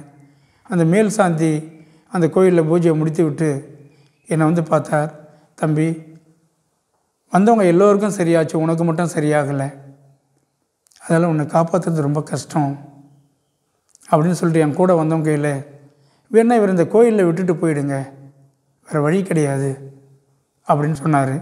அதுக்கு என்னோட கூட வந்த அந்த மெடிக்கல்லேருந்து வந்தவர், அவரை 2 மணி நேரமே விட முடியாது, அடுத்து என்ன நடக்கும்னு தெரியாது, அந்த சூழ்நிலை அவர் உடம்பு பாதிக்கப்பட்டிருக்குது, நீங்கள் இங்கே விட்டுட்டு போகணுன்னு சொல்கிறீங்களா, அது எந்த விதத்தில் கரெக்டு அப்படின்னு சொல்லிவிட்டு அதெல்லாம் முடியாதுன்னு சொல்லி கூட்டிகிட்டு வந்துட்டார். அவர் அந்த மேல் சாந்தி, எனக்குள்ளே பூஜை ஐட்டங்களை வச்சுருக்கிறேன், இதை கொஞ்ச நாள் வச்சு இங்கே கொண்டு போயிட்டு அது வரைக்கும் உங்களுக்கு உயிர் இருக்கும், அதுக்குள்ளே இந்த கோயிலுக்கு வந்துடுங்க அப்படின்னு சொல்லி அனுப்பினார். நான் அதை வந்துட்டேன். அதுலேயும் எந்த வித முன்னேற்றம் இல்லாதால் பழையபடி மருந்துகளை சாப்பிட்டுட்டு ஒவ்வொரு நாளும் வருத்தத்தோடு நான் போய்கிட்டு இருந்தேன். மற்றவர்கள் சொன்னபடியே ஒரு நாள் வந்தது, திடீரென்று உடம்பு அதிகமாக பாதிக்கப்பட்டது. என்னுடைய ஹாஸ்பிட்டலில் என்னை அட்மிட் பண்ணுறாங்க. இது 2003 வருடம் அக்டோபர் மாதம் 2ஆம் தேதியில் என்னை அட்மிட் பண்ணுறாங்க. அட்மிட் பண்ணி 4 நாட்கள் எனக்கு ட்ரீட்மெண்ட் கொடுக்குறாங்க. ட்ரீட்மெண்ட் முடிவில் டாக்டர் சொன்னது, இவர் இன்னும் கொஞ்சம் நேரத்தில் இறந்துடுவார், அதில் இப்போவே வீட்டுக்கு தூக்கிட்டு போயிடுங்க, இங்கே இறந்துட்டாருன்னா அடுத்த பாடியை கொடுக்க மாட்டாங்க அப்படின்னு சொல்கிறார். அப்படி சொன்னதும் என்னுடைய மனைவியார் ஆட்களை வச்சு வீட்டுக்கு கொண்டு வந்துட்டாங்க. வீட்டில் கொண்டு வந்து அந்த முன் ஹாலில் என்னை போட்டு படுக்க வச்சுருக்காங்க. அப்பொழுது எனக்கு எந்த ஒரு நினைவும் கிடையாது, உணர்வும் கிடையாது, பார்க்க முடியாது, பேச முடியாது, லேசான உணர்வு மட்டும் இருந்திருக்குது. அப்படியே வந்த அந்த சூழ்நிலையில் 2 மணி நேரம் கழித்து டாக்டர் சொன்ன பிரகாரம் நான் இறந்து விட்டேன். ஆனால் இறப்பதற்கு முன்பாக ஒரு விஷயம் என்னுடைய நினைவுக்கு வந்தது. அப்போ யாரோ ஒருத்தர் எனக்கு சொன்ன ஒரு வார்த்தை கடைசியாக நான் மரிப்பதற்கு முன்பாக அந்த நினைவில் எனக்கு வந்தது. அப்போ சொல்லப்பட்ட வார்த்தை ஜெபம் பண்ண வேண்டும் அப்படின்னு ஒரு வார்த்தை வந்தது. அது எனக்கு உணர்ந்தேன், ஆனால் சொல்ல முடியாது, பார்க்க முடியாது. கொஞ்ச நேரம் அப்படியே நான் படுத்துட்டு இருந்தேன். அதோட என்ன நடந்ததுன்னு எனக்கு தெரியாது. அப்படி தெரியாத அந்த நிலையில் அப்போ என்னோடய சொந்தக்காரெலாம் பார்க்குறாங்க. அங்கே தெரிஞ்ச குடும்பங்கள்லாம் என்னை எல்லாம் பார்க்குறாங்க போல் தெரியுது. கூட வேலை செய்தவங்களாம் என்னை பார்த்துட்டு போகிறாங்க. அப்படி எல்லாம் பார்த்து கொண்டு போகிற நேரத்தில் கிட்டத்தட்ட ஒரு 4 மணி நேரம் கடந்து விட்டதுன்னு நினைக்கிறேன். அந்த சூழ்நிலை என்னோட ஒர்க் பண்ண ஒருத்தர், அவர் கிறிஸ்டியன், அவர் என்னை பார்க்க வந்திருக்கிறார். அவர் அழுதுருக்கிறார். அழுதுட்டு என்னுடைய மனைவியிட்ட கேட்டிருக்கிறார், ப்ரேயர் உங்களுக்கு பிடிக்காது, இருந்தாலும் அவர் இறந்துட்டார், நான் ஒரு ப்ரேயர் பண்ணணும் அப்படின்னு கேட்டிருக்கிறாரு. அவங்க சொன்ன எல்லாம் முடிஞ்சிடுது, எதையாவது பண்ணிவிட்டு போங்க அப்படின்னு சொல்லி அவங்க அழுதுட்டு போயிட்டுருக்காங்க. இவர் ஜெபித்திருக்கிறார், ரொம்ப நேரம் ஜெபித்திருக்கிறார். ஜெபிக்கும்பொழுது என்னோடய உடம்புல ஒரு மாற்றத்தை அவர் கண்டுபிடித்திருக்கிறார். என்னுடைய வயிற்றுப்பகுதியில் அசைவு நல்ல சூடு ஏறதை அவர் பார்த்துருக்கிறார். பார்த்த உடனே நிறைய ஜெபித்திருக்கிறார். அவர் ஜெபிக்கும் பொழுது கொஞ்சம் நேரம் கழித்து என்னோடய மூக்கில் லேசாக காற்று வர்றதையும் பார்த்துருக்கிறார். பார்த்த உடனே அவருக்கு சந்தோஷம் வேகமாக ஓடி அடுத்த கொஞ்சம் தூரத்தில் இருக்கிற சர்ச்சில் இருக்கிற ஒரு பாஸ்டரை கூட்டிகிட்டு வச்சு 2 பேரும் ஜெபித்திருக்கிறார்கள். ஜெபித்து கொண்டிருக்கும் பொழுது நான் கண் திறந்து பார்த்துருக்கிறேன். பார்த்து அவங்களுக்கு ரொம்ப சந்தோஷம். உயிர் பழிச்சிட்டார், 4 மணி நேரம் கழித்து உயிர் பழித்திருக்கிறார் அப்படின்னு அவங்க எல்லோருக்கும் சொல்லியிருக்காங்க. வந்தவங்களாம் அப்படியே நின்றுட்டு உயிர் பழிச்சிட்டேன்றதால அந்த மேட்ரை அப்படியே ஆஃப் பண்ணிட்டாங்க. இறந்துட்டேன்னு சொன்னேன், அந்த மேட்ரை நிறுத்திட்டு எல்லோரும் என்னை பார்க்க வந்துட்டாங்க. ஆனால் என்னால் எழுந்துக்க முடியல, ஏன்னா என் உடம்பு பலவீனமாக இருக்குது, ரொம்ப கஷ்டமாக இருக்கிறேன். ஆனால் உயிர் வந்திருக்குது. அப்பொழுது ஒரு பிரபலமான ஒரு தீர்க்கதரிசி கிறிஸ்டியனில் புதுப்பட்டினம் பகுதிக்கு அந்த நாளில் ஒரு கூட்டத்துக்காக கடந்து வந்திருக்கிறார். அவரிடத்தில் என்னை தூக்கிட்டு போகிறாங்க. தூக்கிட்டு போய் அவர் கையை வைத்து எனக்கு ஜெபித்திருக்கிறார். ஜெபித்த உடனே சொன்னார், இது நான் அழைச்சிருக்கிறேன், இது எனக்காக நான் அழைக்கப்பட்டு ஊழியம் செய்கிறதுக்காக நான் ஜீவனை கொடுத்துருக்கிறேன், இனிமேல்ட்டு ஒன்றும் எதுவும் நடக்காது அப்படின்னு அவர் தீர்க்கதரிசனம் சொல்லிவிட்டு அவர் போயிட்டார். அந்த நாளிலே நான் உயிர் பிழைத்த பிறகு மீண்டுமாக ஒரு நாள் 2 நாள் டைமில் கொஞ்சம் கொஞ்சமாக சாப்பிட ஆரம்பிச்சிருக்கேன். ஏன்னா அதுக்கு முன்னாடிலாம் சாப்பிட முடியாது, நடக்க முடியாது. சாப்பிட ஆரம்பிச்சிருக்கேன், நடந்திருக்கிறேன். எழுந்து கொஞ்சம் கொஞ்சமாக டெவலப்மெண்ட் வருது. ஆனால் எனக்குள்ளே ஏற்பட்ட ஒரு போராட்டம். உயிர் பிழைச்சிட்டேன், சந்தோஷம்தான். ஆனால் நான் ஒரு பக்தி வைராக்கியத்தில் வாழ்ந்தவன். 200 வருடம் பழமை வாய்ந்த ஒரு கோயிலை குலதெய்வமாக ஏற்றுக்கிட்டு அதை நாங்கள் நம்பி வாழ்ந்துட்டு வந்தவங்க. அந்த தெய்வத்தை நான் இரவெல்லாம் ஒரு சகோதரி சொன்னாங்க, தட்டில் குங்குமத்தை கொட்டிட்டு அதில் நீங்கள் கற்பூரத்தை ஏற்றி நைட்லாம் உட்காந்துனா நைட்டில் தானே உங்களுக்கு கஷ்டம், தூங்க முடியாது. அப்போது உங்களுடைய தெய்வம் வந்து பேசும், உங்களுக்கு சரியாயிடும்னு சொன்னாங்க. அது செய்யும்போது நான் கதறி இருக்கேன். ஒவ்வொரு நாளும் நான் இவ்வளோ கும்பிட்டுருக்கேன் உனக்கு, நானே பூஜைகளை செய்திருக்கிறேன், நானே அத்தனை செலவுகளையும் பண்ணியிருக்கிறேன், எனக்கு வந்து பேசு, என்னோட கூட பேசு, எனக்கு சோகம் கொடு, கதறி கதறி அழுதுருக்கேன் அந்த இரவுகளில். அப்படி அழுத தெய்வம், அப்படி அழுதன்னா அதையே நம்பியிருந்த நம்முடைய தெய்வம் ஏன் வந்து என்னை காப்பாற்றலை? அந்த போராட்டம் எனக்குள்ள அதிகமாகிடுச்சு. அதே போல் மற்ற தெய்வங்களையும் நம்ம தேடி போனோம், அதுங்களும் நம்மளை காப்பாற்றலையே, என்ன நடந்தது? இது ஒரு பக்கம். இன்னொரு பக்கம் கிறிஸ்தவங்கனாவே பிடிக்காது. பைபிளை எடுத்துக்கிட்டு அவங்க சர்ச்சுக்கு போகும்போது இந்த புக்கை எத்தனை நாளைக்குடா தூக்கிட்டு போவீங்கன்னு சொல்லி நான் திட்டி இருக்கிறேன் சிலரை. இப்படி நம்ம திட்டி இருக்கோமே, அவர்களை தவறாக பேசியிருக்கிறோமே, எப்படி வந்து அந்த தெய்வம் வந்து நம்மளை காப்பாற்றும்? அதே போல் பிடிக்காத ஒரு தெய்வம், கூப்பிடாத ஒரு தெய்வம் தேடி வந்து நமக்கு ஜீவனை கொடுத்துருக்குது, நான் உயிர் பழிச்சிருக்கேனே, இது எப்படி? அந்த ஒரு குழப்பம் எனக்கு பெருசாக ஆயிடுச்சு. எனக்கு ஒரு 3-4 நாட்களாக அப்படியே பிரமை பிடித்தவன் போல் அப்படியே உட்காந்துட்ருக்கிறேன். உயிர் கிடைச்சி கூட என்னால் அதை சந்தோஷமாக ஏற்றுக்க முடியல என்னால். அப்போது ஒரு பாஸ்டர் கடந்து வந்து அவர் சொல்கிறார், எனக்கு உங்களுக்கு ஆண்டவர் உயிர் கொடுத்திருக்கிறார்,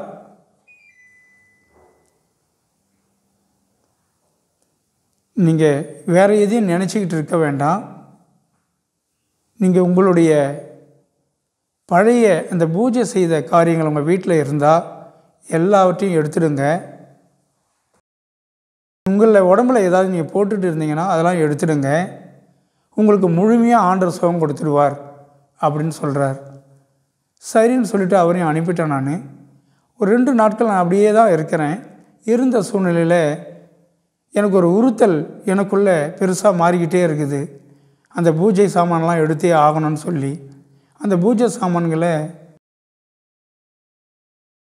எடுக்கிறதுக்கு கடைசியாக முடிவு பண்ணி நான் எழுந்து எல்லாவற்றையும் அந்த கோணி பை, அதாவது சாக் பேக்கில் வந்து ஒரு 3 மூட்டை நான் கட்டுறேன். அதை கட்டி ஸ்கூட்டரில், என்னுடைய மகன் ஓரளவுக்கு ஸ்கூட்டர் ஓட்டுவான், அந்த நேரத்தில் சின்ன பையனாக இருந்தாலும் அவன் வந்து அதை ஏற்றிக்கொண்டு கடலுக்கு போனோம். கடலுக்கு போயிட்டு அந்த கடலில் முன்னாடி நின்று தண்ணியில் நின்று அந்த 3 மூட்டைகளையும் தூக்கி கடலில் நான் போட்டுட்டு வந்த பிறகு என்னுடைய மனக்குழப்பங்கள் என்னில் அப்படியே பிரமையாக நான் உட்காந்துட்டு இருந்தேன் இல்லையா, அதெல்லாம் அப்படியே என்னை விட்டு நீங்கி போயிடுச்சு எல்லாமே. அந்த நேரத்தில் நான் வந்து யோசிக்கிறேன், எனக்கு பாருங்கள் உயிர் கிடச்சிருக்குது, மரித்து நான் உயிரோடு பழிச்சிருக்கிறேன். இருந்தாலும் நான் குழப்பத்திலேயே இருக்கிறேன். அது காரணம் என் குடும்ப பின்னணி தான். என் குடும்பம் அவ்வளோ பக்தி வைராக்கியத்தில் என்னை வளர்த்தது தான் காரணம். என்னுடைய தகப்பனார் கூட பார்த்தீங்கன்னா அவருடைய பெயர் படவேட்டான், அந்த சாமி பெயரே வச்சுருக்கார் பாருங்கள். என்னுடைய தாயார் பெயர் அமிர்தம்மாள். அவங்க அந்த பழக்க வழக்கங்கள்லேயே வளர்த்ததால் அதில் ஒரு தீவிரமான பக்தி வைராக்கியம் எனக்கு இருந்ததால் இந்த நிலையில் கூட என்னால் அதை ஈஸியாக எடுத்துக்க முடியல. ஆனால் அந்த கலாச்சாரத்தில் இருந்த அந்த பூஜை சாமான்களையும் அந்த படங்களையும் அந்த சிலைகளையும் நான் கொண்டு போய் கடலில் போட்டு வந்த அன்றைய இரவு எனக்கு என் வாழ்க்கையில் ஒரு பெரிய மாற்றம் நடந்திருக்குது. அதாவது நான் நல்ல ஒரு பெரிய டிபார்ட்மெண்ட்டில் வேலை செய்கிற ஒரு என்ஜினியர் தான், நல்லா படித்தவன் தான், நிறைய வழிமுறைகள் தெரிந்தவன் தான். இருந்தாலும் எனக்கு இப்போ நடந்துட்டு வர இந்த காரியங்கள் பார்க்கும்போது என்னுடைய அந்த பக்தி வைராக்கியன்ற அந்த மூட நம்பிக்கை என்னை முழுவதுமாக இவ்வளோ தூரம் நான் கடந்து வர என்னை வச்சிடுது. இப்படி தான் ரொம்ப பேர் இயேசு தான் உண்மையான தெய்வன்றதை தெரிந்து கொள்ளாமல் என்ன மாதிரி வாழ்ந்துட்டுருக்கீங்க. இப்போது இயேசு என்னுடைய வாழ்க்கையில் செய்திருக்கிற அற்புதங்களை நான் உங்களுக்கு ஒவ்வொன்றா சொல்ல போகிறேன். பாருங்கள், இப்போ என்னுடைய முதல்ல நான் நினச்சது, உயிர் பெற்று நான் எழுந்திருந்து கூட இன்னும் குழப்பமான நிலையில் இருந்த என்னை முதல்ல அவர் என்னை தெளிவுபடுத்துகிறார் ஆண்டவர். அதாவது அந்த பூஜை சாமான்கள் எல்லாம் கொண்டு போயிட்டு நான் கடலில் போட்டு வந்த பிறகு எனக்கு அந்த குழப்பங்கள்லாம் நீங்கி ஒரு மன நிறைவு எனக்குள்ளே வருது. வந்த பிறகு அந்த இரவு நான் படுக்கிறேன். அப்போ நான் யோசிச்சுக்கிட்டே படுத்துக்கிட்டு இருக்கிறேன் ஒவ்வொன்றும். அப்போ இந்த தெய்வம் இவர் மன்னிக்கிற தெய்வம், நம்ம தப்பு பண்ணியிருந்த கூட நம்மளை மன்னிச்சிருக்கிறாரு. அதே போல் நம்ம விரும்பாத தெய்வம் தான் இவர், ஆனால் நம்மளை தேடி உயிர் கொடுத்துருக்கிறாரு அப்படின்னு நான் அதெல்லாம் நினச்சிக்கிட்டு படுத்துட்ருக்கிறேன். காலையில் ஒரு தரிசனம் எனக்கு காட்டப்படுது. வானத்தில், பூமியிலேருந்து இல்லை, பாதி இடத்துல ஒரு பெரிய சிலுவை எனக்கு தெரியுது. அந்த சிலுவையில் கோல்டு கலரில் அந்த ரேஸ் பளிச் பளிச் பளிச்சுன்னு எல்லா திசையிலையும் அடிக்குது. அதை பார்த்த ஜனங்க அந்த ஊருங்கள்லேருந்து ஓடி வர்றதை என்னால் பார்க்க முடியுது. அதே போல் ஒரு பைப் லெவலில் ஒரு கோல்டு கலர் ஒரு பைப்பு ஒருத்தரை துரத்திக்கிட்டு போகுது. அது போயிட்டு திரும்பி வரும்போது 3 பேர் முகத்தை எனக்கு ஆண்டவர் காட்டுறார். அந்த கனவு அப்படியே முடியுது. அதுக்கு அடுத்து அப்படியே இன்னொன்று தொடருது. அதில் ஒரு ஆற்றில் நல்ல தெளிவான தண்ணி ஓடிக்கிட்டு இருக்குது. தண்ணி பக்கத்தில் நிறைய கூழாங்கற்கள் இருக்குது. அந்த கொஞ்சம் ஒரு 100 அடி தூரத்தில் நான் நடந்து போய்கிட்டு இருக்கிறேன். அந்த ஆற்றும் கரையிலே அந்த தண்ணி பக்கத்தில் நடந்து போய்கிட்டு இருக்கிறேன். அப்பொழுது கொஞ்சம் தூரத்தில் அந்த கருங்கல் குத்துக்கள் மாதிரி ஒன்று இருக்கும். அதில் ஒருத்தர் உட்கார்ந்துட்டுருக்கிறார். இன்னொரு சிறிய கல்லில் ஒருத்தர் உட்கார்ந்துட்டுருக்கிறார். அந்த கல்லில் உட்கார்ந்துருக்கிற இவரை பார்த்தா இப்போ நம்ம படங்களில் பார்க்குற இயேசு மாதிரி தெரியுது. அதில் பக்கத்தில் உட்காந்துருக்கிறவரை பார்த்தா நல்ல முடி வச்சுட்டு தடியாக ஒருத்தர் உட்காந்துட்ருக்கிறார். ஒரு ரொம்ப பக்கமாக நான் போகும்போது அவரை நோக்கி, அவர் பக்கத்தில் இருந்து அவரை இயேசுவை கேட்குறார், நீங்கள் அழைச்சிருக்கீங்களே இவர் யார் அப்படின்னு என்னை கேட்குறார். அதுக்கு அவர் சொன்ன வார்த்தை, உங்களை மாதிரி இவரும் ஒரு தீர்க்கதரிசி தான் அப்படின்னு சொன்னார். சொல்லும்போது நான் பக்கத்தில் போயிட்டேன். போனோடனே எழுந்து கையை என் தலைமையில் வைக்கிறார். அதோட அந்த தரிசனம் மறைஞ்சு போயிடுது. நான் எழுந்துட்டேன். எழுந்து தயாராகிட்டு சாப்பிட்டுட்டு உட்காந்துட்ருக்கிறேன். சர்ச்சிலேருந்து ஆட்கள் வராங்க. இன்றைக்கி உபவாச ஜபம், நீங்கள் அதில் உட்காரணும் அப்படின்னு சொல்கிறாங்க. சரி, உபவாச ஜபத்துக்கு நான் போய்ட்டு உட்கார்றேன். உபவாச ஜபத்தில் அவங்க ஆராதனை முதல்ல நடத்திக்கிட்டு இருக்கிறாங்க. அந்த நேரத்தில் அவங்க எனக்கு சொன்னது கண்களை மூடிட்டு சோத்திரம் சொல்லிகிட்ருங்க அப்படின்னு சொன்னாங்க. நான் அதேமாதிரி கண்களை மூடிட்டு சோத்திரம் சொல்லிவிட்டு அப்படியே உட்காந்துட்டேன். ஆராதனை போய்கிட்டு இருக்குது. அந்த நேரத்தில் என்னுடைய ஆவியின் கண்கள் திறக்கப்படுது எனக்கு. அதாவது கண்கள் மூடி இருக்குதே தவிர என்னால் எல்லாவற்றையும் பார்க்க முடியுது. முதல்ல நான் பார்த்தது, வானத்திலிருந்து வெள்ளை கலரில் ஒரு புகை, அடர்த்தியான புகை மாதிரி ஒன்று இறங்கி என்னை மோதுது அப்படியே. இன்னொரு பக்கம் கலர் பிங்க் கலரில், மெரூன் கலரில், கிரீனிஷ் கலர், இந்த 3 கலரில் அப்படியே ரவுண்டாக அந்த புகை கூட்டம் சுற்றி இறங்கி வர்றதை நான் பார்க்குறேன். இறங்கி அருகில் சுற்றி வர்றது என்னால் நான் பார்த்துக்கிட்டே இருக்கிறேன். அது பார்த்த கொஞ்சம் நேரத்தில் மலை மாதிரி தெரியல, இருந்தாலும் உயரமாக இருக்குது. கொஞ்சம் தூரம் ஏறி போக வேண்டிய உயரம். அந்த இடத்துல ஒரு பழைய சபை எனக்கு காட்டப்படுது. ஒரு சர்ச்சு தெரியுது. அது என்ன வடிவில் இருக்கின்றது எனக்கு ஆண்டவர் அப்படி காட்டுறார். அதை பார்த்த பக்கத்தில் ஒரு பூந்தோட்டம் ஒன்று இருக்குது. அந்த பூந்தோட்டத்தை நான் பார்த்துக்கிட்டு இருக்கிறேன். பார்த்துக்கிட்டு இருக்கும்பொழுது ஒரு மலையிலிருந்து இறங்கி அந்த நம்ம படத்தில் பார்க்குற இயேசு அந்த உருவத்தோடு இறங்கி என்னை நோக்கி வந்துட்டு இருக்கிறார். வராருன்ற பக்கமாக வராருன்னு நான் பார்த்துக்கிட்டே இருக்கேன். வந்து என் தலைமையில் கையை வைக்கிறார். வச்சுட்டு அப்படியே கையை தூக்குறார். ஒரு கருப்பான உருவம் என்னிலேருந்து வெளியே போகிறத நான் பார்க்குறேன். கொண்டு போய் ஒரு இடத்துல அப்படியே போடுறார். எரியுது. அது எரிஞ்ச உடனே கொஞ்சம் நேரத்தில் அந்த கண்களை நான் பார்த்துக்கிட்டே தான் இருக்கிறேன். ஆனால் கண்களை மூடிக்கிட்டு இருக்கிறேன். ஆவியின் கண்களில் நான் பார்க்குறேன். நேரடியாக பார்க்குற மாதிரியே பார்த்துக்கிட்டு இருக்கிறேன். அது எல்லாம் முடிஞ்சதும் அந்த விஷன், கண்களில் கொடுத்த விஷன் எனக்கு ஆஃப் ஆயிடுச்சு. அப்போ நான் முடிஞ்சதும் அதுக்குள்ளே சர்ச்சில் எல்லா ப்ரோக்ராமும் முடியுது. அதான் மெசேஜ் போகுது. எல்லாமே முடிந்த பிறகு பாஸ்டாண்ட சொல்லலான்னு நினச்சேன்.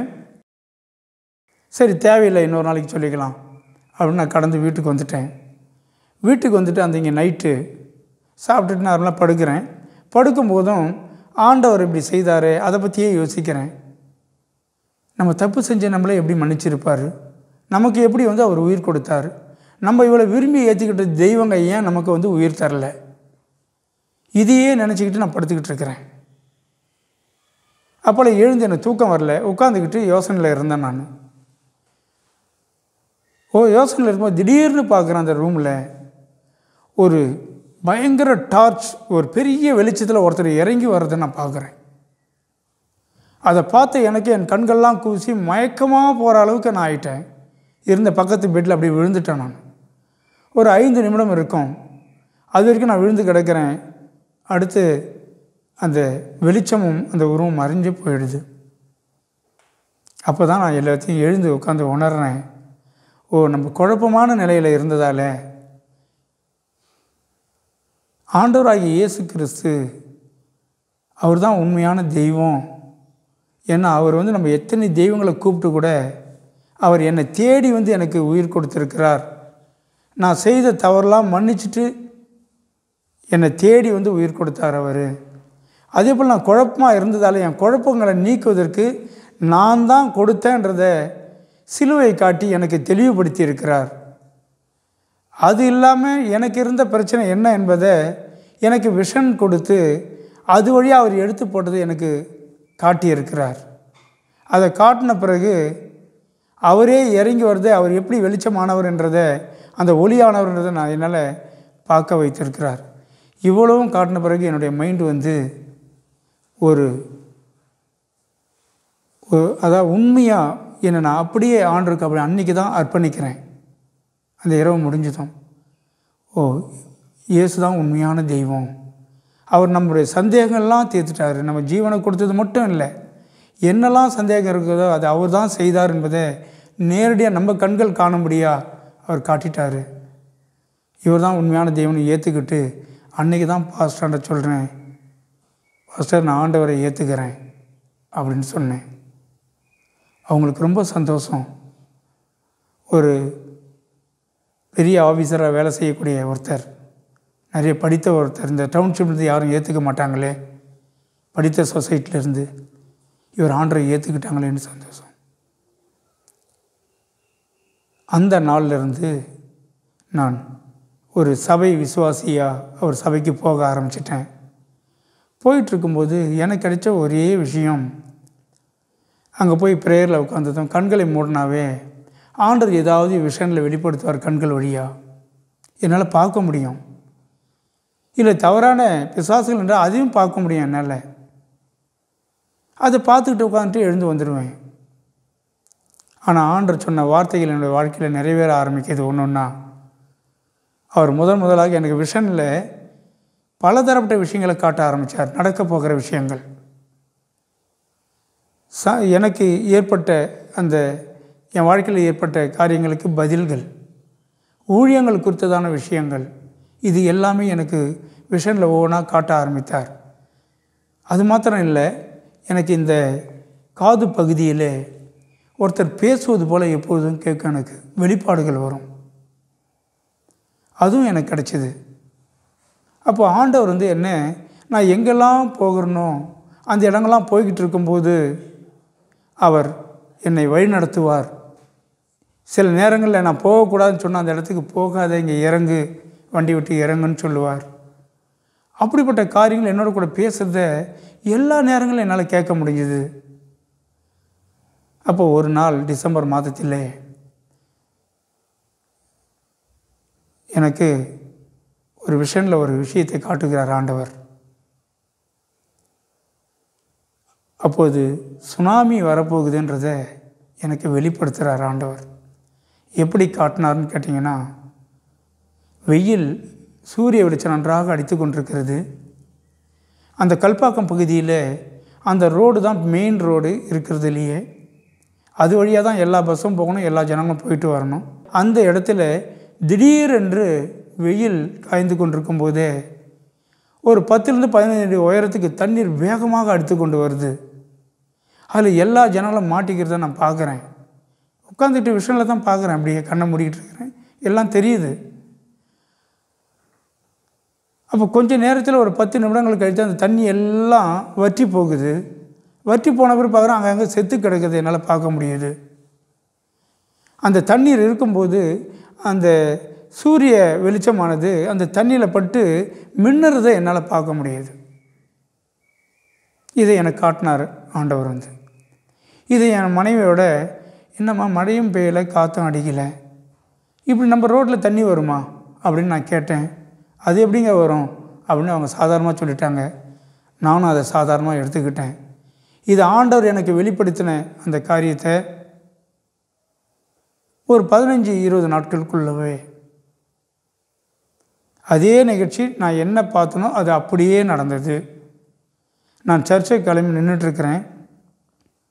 கரெக்டாக ஸ்கூட்டரில் என்னுடைய மனைவி பிள்ளைங்களை ஏற்றிக்கிட்டு தயாராக ஒயிட் ட்ரெஸ் போட்டுட்டு ரெடியாக உட்காந்துட்டு வெளியே வண்டியை தள்ளுறேன். அப்போது பின்னாடி இருந்து ஒரு குரல் கேட்குது, ஐயா கொஞ்சம் நேரம் வெயிட் பண்ணுங்கள்.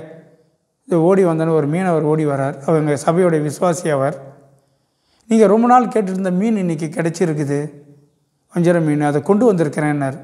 இல்லை சர்ச்சுக்கு கிளம்பிட்டேன், இப்போ முடியாது, நான் என்ன பண்ணுறது அப்படின்னேன்.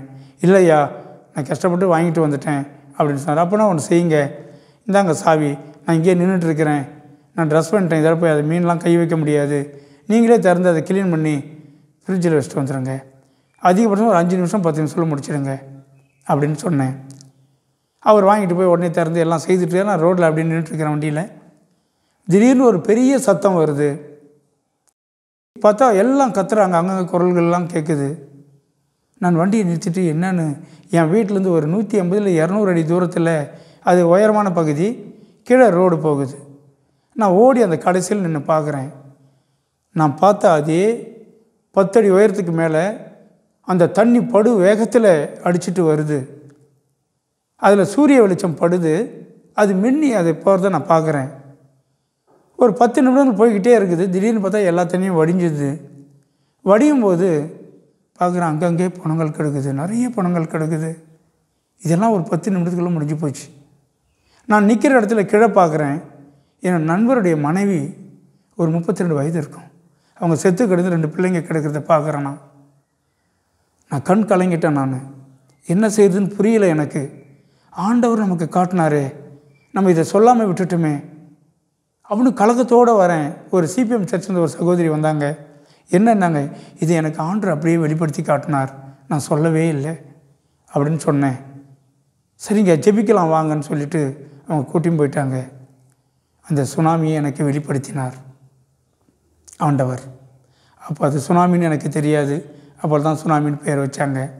அடுத்ததாக அவர் என்னுடைய காரியங்களில், என் குடும்ப காரியங்களில் அவர் என்னை எப்படி வழி நடத்தினார், எப்படி என்னோட கூட இடைப்பட்டார் என்றதை நான் சொல்கிறேன். அதுக்கடுத்து ஊழியத்தை குறித்ததாக ஆண்டவர் எப்படி அதிசயங்கள் அற்புதங்களை செய்கிறவர் என்பதையும் சிலதை நான் உங்களுக்கு சொல்ல விரும்புகிறேன். முதலாவதாக என்னுடைய குடும்பத்தில் எனக்கு செய்ததை. நான் பல மந்திரவாதிகளை பார்த்துட்டு வந்ததால் அவங்களாம் டிக்ளேர் பண்ணிட்டாங்களே நான் தான் பிழைக்க மாட்டேன்னு சொல்லி. ஆனால் நான் உயிரோடு பிழைச்சிட்டேன். ஆண்டவர் எனக்கு உயிர் கொடுத்துட்டார். இயேசு எனக்கு கொடுத்ததை நான் மற்றவங்க மத்தியில் சொல்லிக்கிட்டு வரேன். இதை பார்த்து அவங்க சொன்னது பொய்யாயிட போகுதுன்ட்டு அதில் எனக்கு எதிராக என்னை மீண்டும் அழித்து விடுவதற்கு அவங்க செய்வன பண்ணியிருக்காங்கன்னு நினைக்கிறேன். ஒரு இரவில், அது எனக்கு தெரியாது. ஒரு இரவில் படுத்து தூங்கிட்டு இருக்கிறேன்.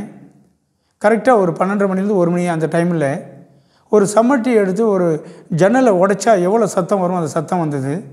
அந்த சத்தத்தை கேட்டு நான் எழுந்து பார்க்குறேன். இருட்டாக இருக்குது வீடு, லைட் ஆஃப் பண்ணிட்டு தூங்கிட்டு இருக்கிறோம். சரி, யாரோ உடைக்கிறாங்க, திருட வந்திருக்கிறாங்க அப்படின்னு நினச்சிட்டு லைட்டு போடாமல் கொஞ்சம் அந்த ரூமை விட்டு வெளியே போய் அடுத்த ரூம் பக்கத்தில் நின்று பார்க்குறேன்.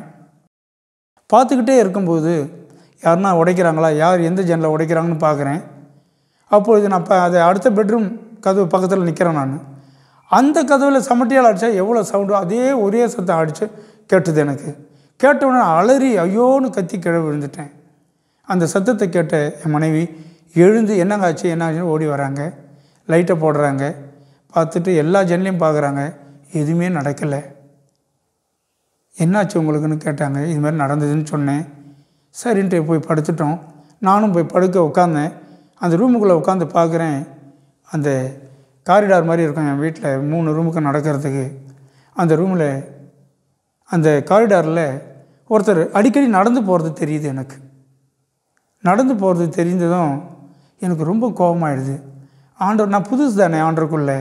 அப்போது ஆண்டவர் எழுந்து உட்காந்துக்க, என்ன ஆண்டவர் இது, இந்த வீட்டுக்குள்ளே கண்டதெல்லாம் வருது, என்னெல்லாம் வருதுன்னே தெரியலை, இப்படிலாம் வந்து போகுது பாருங்கள், நடக்குது பாருங்கள் அப்படின்னு சொல்லி கோபமாக பேசிட்டு படுத்துட்டேன். படுக்கும்போது எனக்கு ஒரு உணர்த்தல் வந்தது. ஆண்டவர் கோபமாக பேசக்கூடாது இல்லை, உயிர் கொடுத்துருக்கிறார்ல, காப்பாற்றிருக்கிறார்ல அப்படின்னு எழுந்து மீண்டும் ஆண்டரே நான் கோபத்தில் பேசிட்டேன்ப்பா, நான் அது யார் வந்ததுன்னு தெரிஞ்சால் கூட நான் என்ன பண்ண போகிறேன், எல்லாம் நீங்கள் பார்த்துக்குவீங்க அப்படின்னு சொல்லிட்டு படுத்துட்டேன். நல்லா தூங்கிட்டு இருக்கிறேன். என் பெயர் சொல்லி செல்வராஜ் வந்து போனது ஜாமக்காரர்கள் அப்படின்னு சொல்கிறாங்க. அப்போ தூக்கத்தில் கேட்டு எழுந்துக்கிறேன். எழுந்து தெளிந்து உட்கார்ற நேரத்தில் பார்க்குறேன், திருப்பி பேர் சொல்லிட்டு வந்து போனது ஜாமக்காரர்கள். நல்லா எழுந்து தெளிஞ்சு உட்காந்துட்டேன். தெளிவாக உட்காந்துட்டு என்ன ஆச்சுன்னு பார்க்குறேன். அப்போது வந்து போனது ஜாமக்காரர்கள் என்று அந்த குரலை தெளிவாக திட்டமாக கேட்டேன். அப்போ எனக்கு ஒரே குழப்பம். இந்த குரல் ஆண்டோடைய குரல் மாதிரி தான் கேட்குது. ஆனால் ஜாமக்காரன்னா யார்? நான் நிறைய பைபிளும் படித்ததில்லை அந்த நேரத்தில். அப்பொழுது தான் காலையில் எழுந்து எங்கள் பாஸ்டர் கேட்குறேன், ஜாமக்காரர்கள் ஆண்டவர் தன்னுடைய பிள்ளைகளுக்கு காவல் வைத்து பாதுகாக்கக்கூடியவர் அப்படின்னு சொன்னார். அப்படியா? அப்போ நம்மளை ஏதோ நடந்திருக்குது. ஆண்டவர் அவங்க ஜாமக்காரர்கள் வைத்து என்னை பாதுகாத்துட்டார், எனக்கு எதுவும் நடக்காதபடி அப்படின்னு நான் புரிஞ்சுக்கிட்டேன். அப்படி என்னுடைய வாழ்க்கை தொடர்ந்து போய்கிட்டு இருக்குது. சர்ச்சு வழியாக போகுது. அதை சர்ச்சுக்கு ஒரு விசுவாசியாக போயிட்டு வந்துக்கிட்டு இருக்கிறேன். வரும்பொழுது அடுத்ததாக என்னுடைய குடும்பத்தில் ஒரு பெரிய காரியம் நடக்குது. நான் நைட்டில் படிப்பேன். ஆக்சுவலாக படிச்சுக்கிட்டு உட்காந்துருப்பேன். அப்போ தான் பைபிள் படிக்க ஆரம்பிச்சிருக்கிறேன். நான் நைட்டில் நிறைய படிக்கிற பழக்கம் உண்டு. 12 மணி வரைக்கும் உட்காந்து படிச்சுக்கிட்டு இருக்கிறேன். அந்த நேரத்தில் பார்த்தா என் வீட்டுக்குள்ளே ஒயிட் கலரில் நடக்குது. அடிக்கடி இங்கேருந்து அப்படி நடக்கிறது தெரியும், அங்கேருந்து நடக்கிறது தெரியும், நிறைய நடந்துக்கிட்டே இருக்கும். ஆனால் என் வீட்டில் எந்த ஒரு பாதிப்பும் இல்லை, எனக்கும் எந்த பாதிப்பும் வரல. இது என்ன, இது எதுவும் நடக்குது வீட்டில், ஆனால் எந்த பாதிப்பும் இல்லை அப்படின்னு அதை டெய்லி அதை பார்க்குற ஒரு பழக்கமாகவும் நான் கேட்டேன். அப்போது பாஸ்டர்கிட்ட போய் கேட்டேன், இது மாதிரி நான் படிச்சுட்டு இருக்கிறேன், அந்த நேரத்தில் இதுமாரி நடக்குது நைட்டில் அப்படின்னு கேட்டதுக்கு அவர் சொல்கிறார், தேவதூதர்லேயே உங்கள் வீட்டில் நடக்கிறாங்க போல தெரியுது அப்படின்னு சொன்னார்.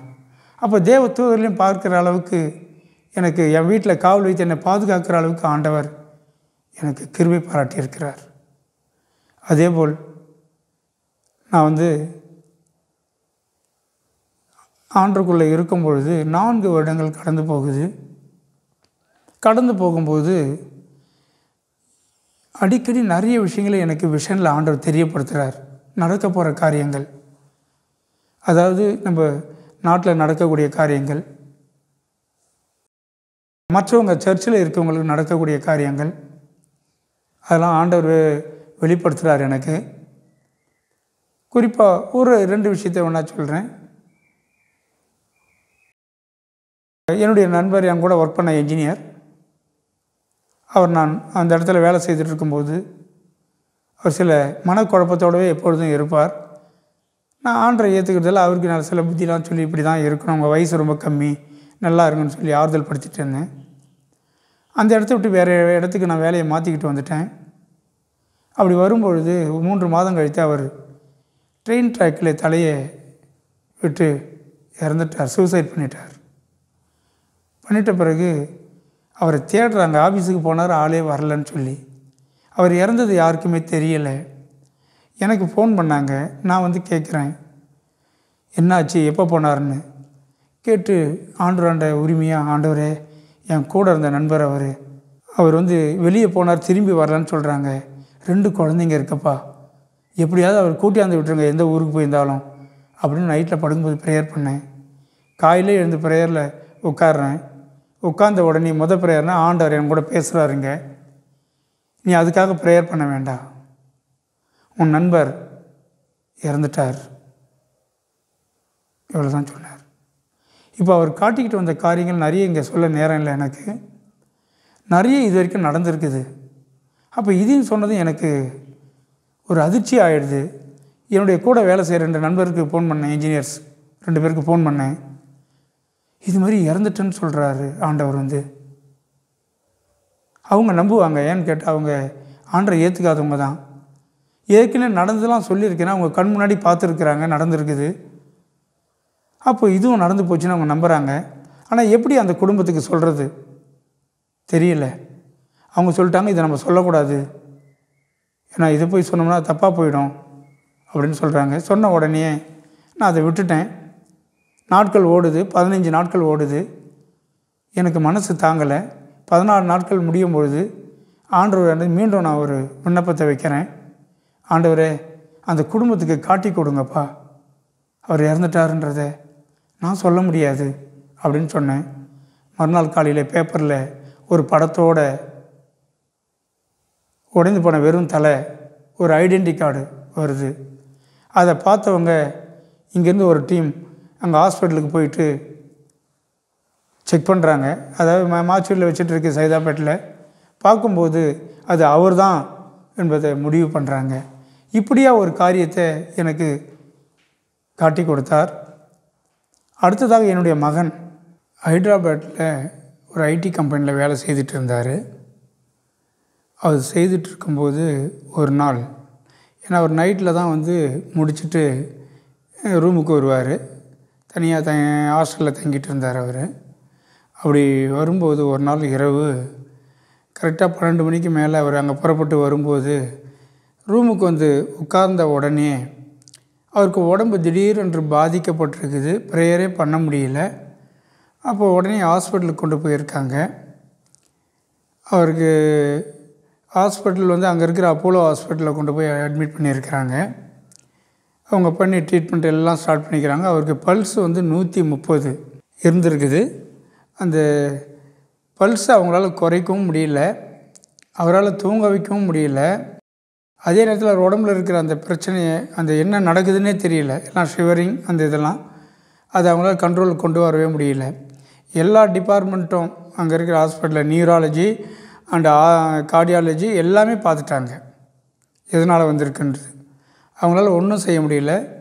தூக்க மாத்திரை கொடுத்து தூங்க வச்சாலும் தூக்கம் வரலை. சாப்பிட முடியாத நிலைமை, பேச முடியாத நிலைமை, ரொம்ப சீரியஸ் அந்த இடத்துல. இது 2015 நடந்தது. இது அப்பொழுது அங்கே பன்றி காய்ச்சல் போய்கிட்டு இருந்தது அந்த ஹைதராபாத்தில். அப்போ அந்த இரவு வந்து 1 மணிக்கு அவர் கொண்டு போய் ஹாஸ்பிட்டல் அட்மிட் பண்ணப்பட்டிருக்கிறாரு. அப்போ ஆரம்பிச்சது மறுநாள் ஈவினிங் 4 மணி வரைக்கும் அவங்களால நார்மலுக்கு கொண்டு வரவே முடியல. அது கம்பெனியில் அவர் இருந்ததால் எல்லா டெஸ்ட்டும் எடுத்து எல்லா டாக்டரும் ஸ்பெஷலும் வச்சு பார்த்துருக்காங்க. ஒன்றும் செய்ய முடியாத நிலைமை. அப்போது எனக்கு ஃபோன் பண்ணுறாங்க. என்னால் போகிறதுக்கு உடனடியாக அங்கே டிக்கெட் கிடைக்காததால் நான் ஃபோனில் அவரோட கூட வேலை செய்கிற தம்பியோடு பேசிகிட்டு இருக்கிறேன். அப்போ நான் சொன்னேன், எனக்கு டிக்கெட் கிடையாதுல நான் வர முடியாது, முடியலன்னு சொல்கிறாங்கன்னா நீங்கள் ஃப்ளைட்டில் ஏற்றி அனுப்பி விட்ருங்க, நான் பார்த்துக்கிறேன்னு சொல்லிட்டேன் நான். அதுக்கு டாக்டர் ஃபோனை வாங்கி அவங்க கூட பேசுகிறாரு. இந்த சூழ்நிலை மகனை நான் ஃப்ளைட்டுக்கு பர்மிட் பண்ணால் வர்றதுக்குள்ளே வந்து ஏதாவது நடந்துடும். ஏன்னா அந்தளவுக்கு ஒரு ஹார்ட் பீட் கண்டிஷன் இருக்குது. அதில் காப்பாற்றுறது அவ்வளோ ஈஸி இல்லை. அதில் ஃப்ளைட்லாம் அனுப்புறது நல்லது இல்லை அப்படின்னு சொன்னார் அவர். நான் சொன்னேன், இப்போ நான் வந்து அங்கே என்ன செய்ய போகிறேன், டாக்டருங்க நீங்களே கை விட்டுட்டீங்கன்னு சொன்னால் நான் என்ன பண்ண முடியும், அதால் நீங்கள் தாராளமாக அனுப்பிவிடுங்க, என்ன நடந்தாலும் பரவாயில்ல அப்படின்னா அவங்க கூட இருக்கிறவர் சைன் பண்ணி எழுதி கொடுக்க சொல்லுங்கள், நாங்கள் ரிலீஸ் பண்ணுறோம் அப்படின்னாங்க. எழுதி கொடுத்துட்டு அவர் மெல்லமாக ஒரு வண்டியில் கொண்டு வந்து ஃப்ளைட்டில் ஏறி உட்கார வச்சுட்டு அங்கே சொல்லிட்டாங்க, இதுமாரி சிக்கில் வராரு பார்த்துங்கன்னு சொல்லி அங்கே எல்லாம் இன்ஸ்ட்ரக்ஷன்லாம் கொடுத்துட்டு வந்துட்டாங்க. அப்போது நான் 1 மணி நேரம் எனக்கு அந்த ஃப்ளைட் ஸ்டார்ட் அதை டேக் ஆஃப் ஆகிறது லேண்டிங் வரைக்கும் நான் நின்று முட்டியில் நின்று ப்ரேயர் பண்ணுறேன். ஏன்னு கேட்டால் அது ஏறும்போது அவருக்கு அந்த பீட்டு அதிகமாக இருக்கிறதுல எந்த நேரத்துலையும் ஹார்ட் ஃபெயிலியர் அரெஸ்ட் ஆகலாம். ஸோ அதால் எதுவும் ஆகிடக்கூடாது, அந்த ஃப்ளைட்டில் ட்ராவலே தெரியக்கூடாது, அப்படியே ஒரு விண்ணப்பத்தை வச்சு நான் ப்ரேயர் பண்ணிகிட்ருக்கிறேன். அந்த 1 மணி நேரம் ப்ரேயர் பண்ணி 1.5 மணி நேரம் முடியும் பொழுது அதுக்குள்ளே அந்த ஃப்ளைட்டு ஏறந்தும் தெரியல, இறங்கும் தெரியல, அங்கே உள்ளே என்ன நடந்ததுன்னு தெரியாது. ஏறி உட்காந்தது தான் தெரியும். அப்படியே வந்து சென்னையில் இறங்கிட்டா போல். சென்னையில் இறங்கினதும் நைட்டு 10 மணி. அப்போது நான் கூட்டிக்கிட்டு பார்த்தா ரொம்ப சூழ்நிலை ரொம்ப மோசமாக இருக்குது, பேச முடியாத சூழ்நிலை இருக்குது. கூட்டிகிட்டு குளோபல் ஹாஸ்பிட்டலில் அட்மிட் பண்ணுறேன். குளோபல் ஹாஸ்பிட்டல் அட்மிட் பண்ணால் அவங்களும் பழையபடி எல்லா டெஸ்ட்டும் எடுக்கிறாங்க. எல்லாம் எடுத்து முடித்த பிறகு அவங்க சொல்கிறாங்க, இது எதையுமே தெரியல, இவ்வளோ டெஸ்ட்டு பண்ணிட்டோம், கண்டுபிடிக்க முடியல, மேபி சூப்பர் நேச்சுரல் ஏதோ சம்திங் அப்படி இருக்கும் போல் தெரியுது, பட் இருந்தாலும் ஒன்றும் செய்ய முடியாது, நாங்கள் தூக்க மாத்திரை இதுமாரி கொடுத்து எப்படியா தூங்க வைக்கிறதுக்கு ட்ரை பண்ணுறோம் முதல்ல அப்படின்னு சொன்னாங்க. நான் சொன்னேன், உங்களால் முடியுமா முடியாதா, ஏன்னா நாங்கள் ரொம்ப கஷ்டமாக இருக்கிறோம் சொல்லுங்கன்னு கேட்குறேன். அப்போ அவர் சொன்னது வந்து ட்ரை பண்ணுறேங்க, ஏன்னா ஒன்றும் முடியாது, எல்லா டெஸ்ட்டில் எதுன்னு தெரியல, நீங்கள் வேறு எந்த ஹாஸ்பிட்டலுக்கு கொண்டு போனாலும் இதே தான் சொல்லுவாங்க, அதில் நீங்கள் கொண்டு போக வேணான்னு சொன்னாங்க. சொல்லும்போது நைட்டு 2 மணி 2 மணிக்கு நான் வந்து டிஸ்சார்ஜ் பண்ண சொல்கிறேன். அவங்க என்னை சண்டை போடுறாங்க, இருந்தாலும் டிஸ்சார்ஜ் பண்ணிவிட்டாங்க. பண்ணிவிட்டு நான் கூட்டிக்கிட்டு வரேன். மழை பெஞ்சிக்கிட்டு இருக்குது. நேராக கல்பாக்கம் கூட்டின்னு வந்து வீட்டில் விடும்போது மணி ஒரு 2:45 3 இருக்கும். அந்த நேரத்தில் ஆண்டவர் என்னோட கூட பேசினார், நீ ப்ரேயர் பண்ணு அப்படின்னு சொல்கிறார். அப்போ என்னோட கூட வந்த டிரைவர், அவர் ஒரு சபை விசுவாசி தான் அவரை நான் கூட நிற்க வச்சுட்டு நான் ப்ரேயர் வந்து நின்ன உடனே அப்படியே அவன் படுக்க வச்சுட்ருக்குறோம். உடனே நான் ப்ரேயர் ஆரம்பித்தேன். ஒரு 15 நிமிடம் ஆண்டவர் நோக்கி நான் ப்ரேயர் பண்ணேன். ப்ரேயர் பண்ணும்போது முடிகிறதுக்குள்ளவே என்னுடைய மகன் வந்து அப்படியே தூங்கிட்டான். 2 நாளாக தூங்காதவன் அப்படியே தூங்கிட்டான். தூங்கிட்ட உடனே பார்க்குறோம் எதுவுமே தெரியல, நல்லா தூங்கிட்டு இருக்கிறான். தூங்கிட்டு இருக்கும்போது சரி ஓகே தூங்கட்டும் நல்லதுன்னு விட்டுட்டு அப்படியே பக்கத்துலேயே உட்காந்துட்டு இருந்தேன். 1 மணி நேரம் ஆச்சு. நான் பல்ஸை கவுண்ட் பண்ணுறேன். பல்ஸ் வந்து கிட்டத்தட்ட 80க்கு கீழே வந்துடுது. அடுத்து இன்னும் கொஞ்சம் நேரம் வெயிட் பண்ணேன். நார்மல் லெவல் 74 72 ரேஞ்சில் வந்து நின்று போச்சு. பார்த்தா எல்லாமே நார்மலாக தெரியுது. பாடி ஹீட், அந்த பாடிலாம் குறையுது, அந்த ஷிவரிங்லாம் குறைஞ்சி போச்சு, எல்லாமே நார்மலாக இருக்குது. உடனே நான் வீட்டில் என்னுடைய மனைவியாண்ட சொல்லி 2 நாளாக சாப்பிடாமல் இருக்கிறாப்புல, வெறும் ட்ரிப்ஸ் தான் ஏறி இருக்குது, ஸோ கஞ்சி மாதிரி வச்சு இப்போ கொடு சூடாக கொடுன்னு சொன்னேன். கொடுத்துட்டு படுக்க வச்சுட்டோம். படுக்க வச்சுட்டு ஒரு 11 மணி அளவில் காலையில் எழுந்தோடனே எல்லாமே நார்மல். அதாவது அவன் இந்த 2 நாள் பட்ட கஷ்டங்கள் எவ்வளோ சொல்லலாம், பட் அப்படிப்பட்ட கஷ்டங்கள் எதுவுமே தெரியாதபடி நான் நார்மலாக இருக்கேன், நான் ஆஃபீஸுக்கு கிளம்புறேன் அப்படின்னு சொல்கிறேன். அப்படி ஆண்டவர் வந்து 2 ஹாஸ்பிட்டல் முடியாதுன்னு சொல்லி கைவிட்ட என் மகனை அவர் அற்புதமாக அவர் இடத்துல நாங்கள் ப்ரேயர் ஏற்படுத்தும் போது என் மகனுக்கு ஒரு சுகத்தை கொடுத்தார் ஆண்டவர் வந்து. ஸோ இப்படி அடுத்ததாக அவர் வந்து என்னுடைய பிரேயரங்களில் சில நேரத்தில் அதே ஹைதராபாத்தில் என் மகனுக்கு ஒரு நாள் மழையில் அடைமழை பெஞ்சிக்கிட்டு இருக்குது. அதுவும் 2015 தான் நடந்தது. அந்த இதில் கூட பார்த்திங்கன்னா மழையே நிற்காமல் இருக்குது. அந்த இடத்துலேருந்து ஹாஸ்டலுக்கு போக முடியாத நிலைமை. 2 மணி நேரமாக 10லேருந்து 12 வரைக்கும் நின்றுட்டுருக்கா போல் வெளியே. அவங்க கார்டு பஞ்ச் பண்ணிட்டு வெளியே வந்துட்டாங்கன்னா உள்ளே போக முடியாது, வெளியும் வர முடியாது. அந்த சூழ்நிலை என்ன பண்ணுறதுன்னே தெரியாது. நான் ஆண்டவரை நோக்கி இங்கேருந்து ப்ரேயர் பண்ணேன். சென்னையிலேருந்து ப்ரேயர் பண்ணும்போது ஆண்டவரை நான் கேட்டது, அரை மணி நேரம் அந்த மழையை நிறுத்துங்க. 12 மணிலேருந்து தொடர்ந்து பெஞ்சிக்கிட்டு இருக்குது. மதியம் 12 மணிலேருந்து நிற்கவே கிடையாது. நீங்கள் போகிற வரைக்கும் நிறுத்தணும்னு சொல்லி நான் ஆண்டவரை கேட்டேன். கேட்டதுக்கு ஆண்டவர் அவருடைய வார்த்தை சொல்கிறது போல் வேதத்தில் சொல்லப்பட்டது பிரகாரம் அவர் அந்த மழையை அப்படியே அவர் ஒரு பெரிய மழை, கல் மழைன்னு சொல்லலாம், அந்த நேரத்தில் அடித்தது. அதை அப்படியே ஒரு அரை மணி நேரத்துக்கு நிறுத்திட்டார் ஆண்டவர். நிறுத்திட்டு என் மகனை அங்கேருந்து கடந்து போய் அங்கே ரூமில் செட்டில் ஆகிற வரைக்கும் இருந்துட்டு திரும்பி பார்த்தா ஒரு 1 ஹவர் கழித்து மழை ஆரம்பிச்சிடுது. அந்த இதில் இன்னொரு நிகழ்ச்சி கூட நான் உங்களுக்கு சொல்லணும்னு நினைக்கிறேன். ஆண்டவர் செய்த காரியங்கள் எங்கள் வாழ்க்கையில். எனக்கு ஒரு நேரத்தில் ஜுரம் அடித்து ரொம்ப கஷ்டமாக போயிட்டேன் நான். அப்போ ஜுரம் அடிச்சுட்டு வீட்டோடு இருந்தப்போ செங்கல்பட்டில் நான் வீடு கட்டிக்கிட்டு இருந்தேன். வீடு கட்டிக்கிட்டு இருக்கும்போது அங்கே ஏதோ பெரிய பிரச்சனை வந்துடுது. ஃபோன் பண்ணி உடனே புறப்பட்டு வாங்கன்னு சொன்னாங்க.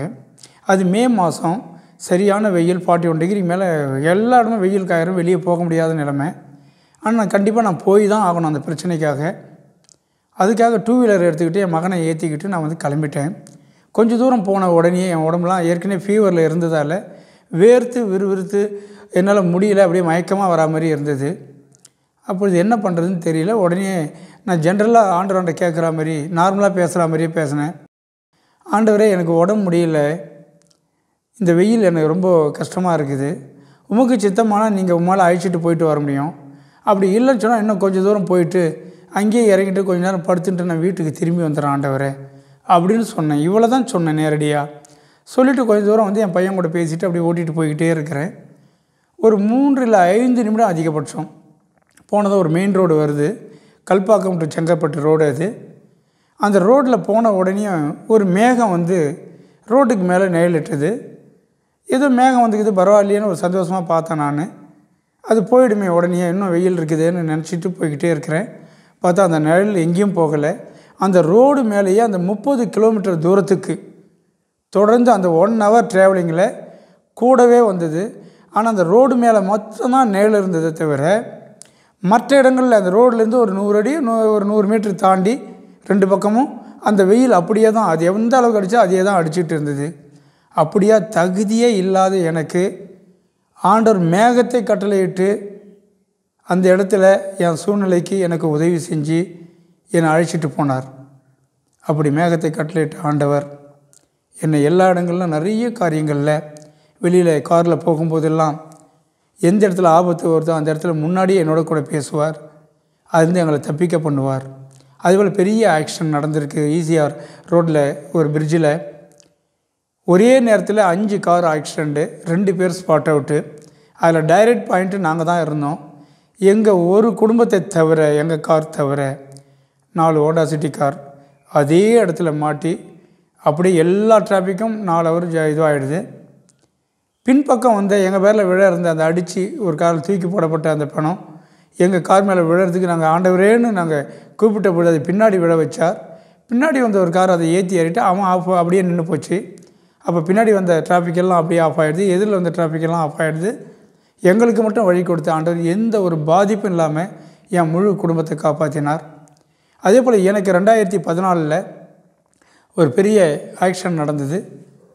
ஸ்கூலுக்கு என் மகளை ஏற்றி கொண்டு செல்லும்போது ஒரு 2 வீலர்லேருந்து அடித்து கல்லில் மண்டையில் அடித்து கொஞ்சம் உடஞ்சி எலும்புலாம் உடஞ்சி ரொம்ப சீரியஸ் ஆகி காதில் மூக்கில் எல்லாம் ரத்தம் ஹாஸ்பிட்டல் அட்மிட் பண்ணாங்க.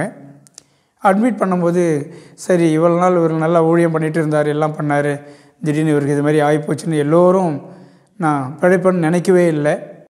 பட் ஆண்டவர் எனக்கு அற்புதமாக அந்த கண்டிஷனில் கூட குளோபல் ஹாஸ்பிட்டலில் தான் நான் ட்ரீட்மெண்ட் எடுத்தேன். அந்த ஹாஸ்பிட்டலில் எனக்கு ஆப்ரேஷனுக்கு ரெடி பண்ணாங்க. ஆப்ரேஷன் ரெடி பண்ணிவிட்டு ஆப்ரேஷன் உள்ளே கொண்டு போகும்போது 3 நாள் ஆகிடுது. அதை 3 நாள் வரைக்கும் ஆப்ரேஷன் பண்ணாமல் வச்சுருந்தாங்க. அதுக்கடுத்து தான் ஆப்ரேஷன் ஸ்டார்ட் பண்ணாங்க. ட்ரீட்மெண்ட்லாம் கொடுத்து பண்ணும்பொழுது அவங்க ஆப்ரேஷன் பண்ணி உள்ளே பார்க்குறாங்க, ஏற்கனவே அந்த எலும்பு ரெண்டும் ஒன்றா சேர்ந்து போச்சு. முகத்தில் இருந்த எலும்பு அது ஒன்றா சேர்ந்துடுது, ஆப்ரேஷன் பண்ணதே வேஸ்ட்டு அப்படின்ற மாதிரி சொன்னாங்க. அப்படி ஆண்டவர் எங்களுக்கு வந்து எல்லா நேரங்கள் வெளியில் போகும்போது ரோடு ஆக்சிடென்ட்ல எங்களை பாதுகாத்திருக்கிறார். அதே போல் எனக்கு ஏற்பட்ட ஆக்சிடென்ட்டில் என்னை காப்பாற்றி இருக்கிறார். அதே போல் எந்த ஒரு காரியமாக இருந்தாலும் ஒரு சின்ன ஒரு காரியம் சொல்கிறேன் பாருங்களேன், ஆண்டவர் சின்ன சின்ன விஷயங்களை கூட நம்மளை வழிநடத்தக்கூடியவர். ஒரு நாள் வீட்டில் நானும் என் மனைவி ஆஃபீஸுக்கு நான் கிளம்பிகிட்ருக்கேன், என் மனைவி ஸ்கூலுக்கு கிளம்பிகிட்ருக்கிறாங்க. என் பையன் வந்து சின்ன பையன், அவன் வந்து விளையாடிட்டு சாவியை எடுத்து மேலே சோர் மேலே வச்சுட்டான், பீரோ சாவியை. நாங்கள் காலையில் கிளம்பும்போது ட்ரெஸ்ஸே இல்லை, கிளம்புறதுக்கு ரொம்ப கஷ்டப்படுறோம், எல்லா இடமும் தேடுறோம். பையனை கூப்பிட்டு கேட்குறோம் நாங்கள், ஆனால் பையன் சொல்கிறான் தெரியல, மறந்துட்டான் அவன். அப்போ வேறு வழியில் பீரோ உடைக்கிறதுக்கு ஆள் கூட்டிகிட்டு வரதுக்கு, கார்பெண்டரை கூட்டிகிட்டு வரதுக்கு நான் வெளியே போகிறேன். ஸ்கூட்டரை ஸ்டார்ட் பண்ணுறேன். ஆண்டவர் சொல்கிறார், பின்னாடி இருந்து பேசுகிற மாதிரி கேட்குது, நான் சொல்கிற இடத்துல போய் பாரு அப்படின்றார். அப்படியே வண்டியை ஆனில் விட்டுட்டே உள்ளார போகிறேன். போயிட்டு கையை அந்த சோறு மீது எனக்கு மேலே இருக்கிற சோறு எட்டி வச்சேன். வைக்கிற இடத்துலேயே அந்த கீ இருந்தது. இது ஒரு சாதாரண விஷயந்தான், ஆனால் இதை கூட ஆண்டவர் நம்மளுக்கு தன்னுடைய பிள்ளைகளுக்கு வெளிப்படுத்தக்கூடியவர். அப்படிப்பட்ட காரியங்களை செய்து தன் பிள்ளைகளை சந்தோஷமாக வச்சுக்க ஆண்டவர் எப்பவும் விரும்புவார். அப்படிப்பட்ட காரியங்கள் எங்கள் வாழ்க்கையில் எனக்கு விஷன் வழியாகவும் வெளிப்பாடுகள் வழியாகவும் எதிர்காலத்தில் நடக்கிற காரியங்களை வெளிப்படுத்தியும் அவர் நிறைய காரியங்களை எனக்கும் என் குடும்பத்துக்கும் காட்டி செய்திருக்கிறார். இப்பொழுது நான் அப்படி வரும்பொழுது என்னுடைய ஊழியத்தில் ஒரு 4-5 வருடம் போனதும் ஆண்டவர் என்னோட கூட பேசுகிறார். ஊழியத்தில் இல்லை, ஒரு சபை மெம்பராக இருக்கும்பொழுது அவர் என்ன பேசுகிறாருன்னா, நீ போயிட்டு ஊழியம் செய்யுன்னு சொல்கிறார். எனக்கு ஏற்கனவே வந்து அந்த வெளிப்பாடு பேசுகிறது கேட்குறதுல ஆண்டவரே பேசுகிறாரு என் கூட, நீ போகணும். நான் போக எனக்கு விருப்பம் இல்லை, ஏன்னா நான் வேலை செய்து கொண்டிருக்கிறேன். அப்போ என்னால் ஊழியம் செய்ய முடியாது. அந்த கண்டிஷனில் நான் ஊழியத்துக்காக போய் ஆகணும்னு ஆண்டவர் சொல்லும்போது கொஞ்ச நாள் பொறுத்தேன். திருப்பி பேசின பிறகு நான் வந்து எல்லோரும் சொன்ன பிறகு இல்லை, நீங்கள் ஊழியத்துக்கு போய் தான் ஆகணும்னு சொன்னாங்க. அப்போ நான் ஊழியத்துக்கு எனக்கு கொடுத்த ஊழியம் சுவிசேஷ ஊழியத்தை ஆண்டவர் எனக்கு கொடுத்தார். முதல்ல சுவிசேஷம் அறிவிக்கிறது. அந்த சுவிசேஷம் அறிவிக்கிறது மரக்காணம் பகுதியிலிருந்து மகாபலிபுரம் வரைக்கும், இந்த பக்கம் திருக்கலிக்குன்றம், இந்த பக்கம் எருமிலிச்சேரி, விட்லாவரம், அவ்வளோ கிராமங்களுக்கு ஒவ்வொரு கிராமங்களுக்கும் நான் ட்ராக்ஸ் கொடுத்து ஒவ்வொரு வீடாக ஒவ்வொருத்தர் தட்டி அவங்களுக்குள்ள பிரச்சனைகள், அவங்களுக்குள்ள போராட்டம் எதுவோ, வியாதிகள், எல்லா விஷயங்கள்லேருந்தும் அவங்களுக்கு நாங்கள் ஜெபிக்கும் பொழுது ஆண்டவர் அவர்களுக்கு விடுதலை கொடுத்துருக்கிறார். அதில் சில காரியங்களை நான் சொல்ல வரேன். கல்பாக்கம் டவுன்ஷிப்பில் இருந்தவங்க பேர் செல்வி, அவங்க உள்ளே ஒர்க் பண்ணிட்டு இருந்தாங்க. அவங்க உள்ளன்னா அங்கே டிபார்ட்மெண்ட்டில் ஒரு யூனிட்டில் ஒர்க் பண்ணிகிட்டு இருந்தாங்க. அவங்க குடும்ப பிரச்சனையாலே அவங்களுக்கு செய்வினை செய்யப்பட்டு 2 வருட காலமாக பாதிக்கப்பட்டவங்க, ரொம்ப சீரியஸான நிலைமைக்கு அவங்க ரொம்ப நேர்த்து சாப்பிட முடியாத நிலைமையில் போயிட்டு ரொம்ப பாதிப்புக்குள்ளே உள்ளாயிட்டவங்க. அது எல்லோருக்கும் அந்த டவுன்ஷிப்பில் தெரியும். அவங்கள பஸ்ஸில் கூட ஏற முடியாது, அவங்களால ஒருத்தர் தூக்கி தான் விடணும். அந்த நிலையில் அவங்க நிலைமை மாற்றப்பட்டது. அந்த சூழ்நிலையில் அவங்க வீட்டோட கடைசி கட்டமாக உயிரிழக்கும் நேரத்தில் அவங்க வீட்டோட படுத்த படுக்கையாக மாறிட்டாங்க.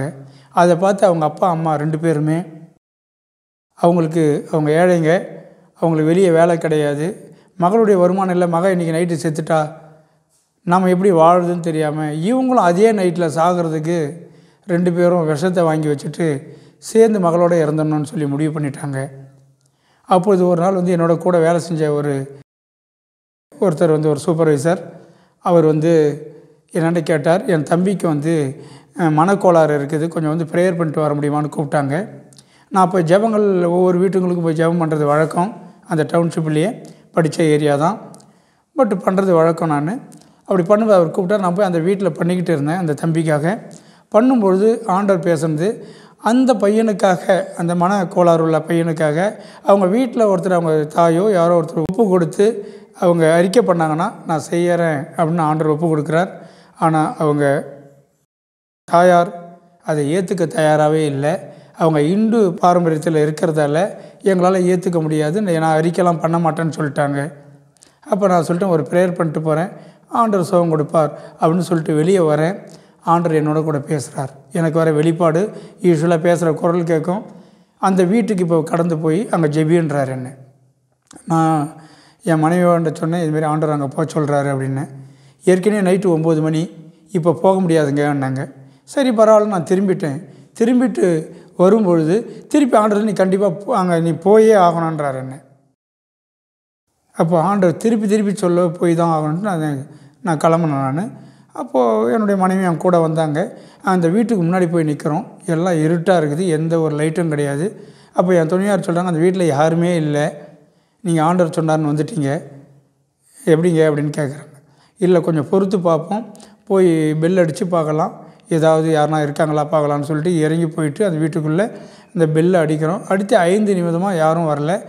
5 நிமிடம் கழித்து அவங்க ஃபாதர் வந்து டோரை திறக்கிறாரு. திறந்த உடனே லைட்டு போடுறாங்க. போனால் அந்த செல்வின்னு சொல்லக்கூடிய அந்த மகள் ரொம்ப உயிருக்கு போராடி கொண்டிருக்கிறாங்க. அந்த இடத்துல ரொம்ப சீரியஸான நிலைமை. உள்ளே போகும்போது ஆண்டவர் என்னோட கூட என்னால் தேவ பிரசனத்தை உணர முடியும். எப்பவுமே ப்ரேயரில் உள்ளே போகும்போது ஆண்டவர் இறங்குந்து நன்றாக உணர்ந்தேன் நான். அந்த இடத்துல போன உடனே ப்ரேயர் அப்படியே ஸ்டார்ட் ஆகிடுது. ஸ்டார்ட் ஆன உடனே நல்லா ஜெபிக்கிறேன். ஜெபித்து ஒரு 5-10 நிமிடங்களுக்குள்ளே ரொம்ப சீரியஸாக அந்த மகள் எழுந்து உட்காந்துட்டாங்க. ஆச்சரியமாக ஆண்டவர் அவங்களுக்கு டெலிவரன்ஸ் கொடுத்துட்டார். ரொம்ப ஆச்சரியமாக இருந்தது. எழுந்த உடனே லேசாக பேசினாங்க. நான் என்னால் எழுந்துக்க முடியுது இப்போது அப்படின்னு சொன்னாங்க. பேச முடியுதுன்னாங்க. நான் சொன்னேன், ஆண்டவர் உனக்கு சுகம் கொடுத்துட்டார், அதில் சாப்பிட்டுட்டு நீங்கள் உங்கள் உடம்பை இதோட பார்த்துங்கன்னு சொல்லிட்டு கிளம்புனேன். அப்போ அவங்க ஃபாதர் வந்து கேட்டார், எதனா சாப்பிட கொடுத்து இதோட இது பண்ணுங்கள், அவங்களுக்கு இருந்த பிரச்சனை இதோடு தீர்ந்து போச்சு, ஆண்டவர் சரி பண்ணிட்டார், அது நீங்கள் தைரியமாக இருங்கன்னு சொல்லிட்டு வந்தேன். அப்போது அந்த நேரத்தில் அவங்க தயாராக அவங்க சூசைட் பண்ணுறதுக்கும் இந்த மகளை அப்படியே விட்டுட்டு இறந்து போகணும்னு விடுறதுக்கும் தயாராக இருந்த அந்த குடும்பம், இந்த மகளுக்கு ஆண்டவர் சுகத்தை கொடுத்தார். அந்த செய்வினை காரியத்தில் முழுமையாக விடுவிச்சிட்டார். அந்த நைட்டில் அவங்க அந்த மகள் உயிர் பெற்றதை பார்த்து அவங்க பேரண்ட்ஸும் சூசைடு அந்த எண்ணத்தை மாற்றிட்டாங்க. இது எனக்கு தெரியாது. கொஞ்ச நாள் கழித்து நான் வந்து சபையில் உட்காந்துட்ருக்கேன். அதே மகள் எழுந்தாங்க, நல்லா இப்போ நடக்க ஆரம்பிச்சிட்டாங்க, அவங்களே பஸ்ஸில் ஏறுறாங்க, திருப்பி வேலைக்கு போக ஆரம்பிச்சிட்டாங்க. வந்து சபையில் சாட்சி சொல்கிறாங்க. சாட்சி சொல்லும்போது சொன்னாங்க, நான் அவங்களுக்கு தான் ஜெபிச்சேன் சரியாங்கன்னு எனக்கு தெரியும், ஆனால் அவங்க ஃபாதரும் முதல்ல அன்றைக்கி சூசைட் பண்ணுறாங்கிறது எனக்கு தெரியாது, அதை சொல்லிவிட்டு நான் தான் ஜெபித்தேன் அப்படின்னு சொன்னாங்க.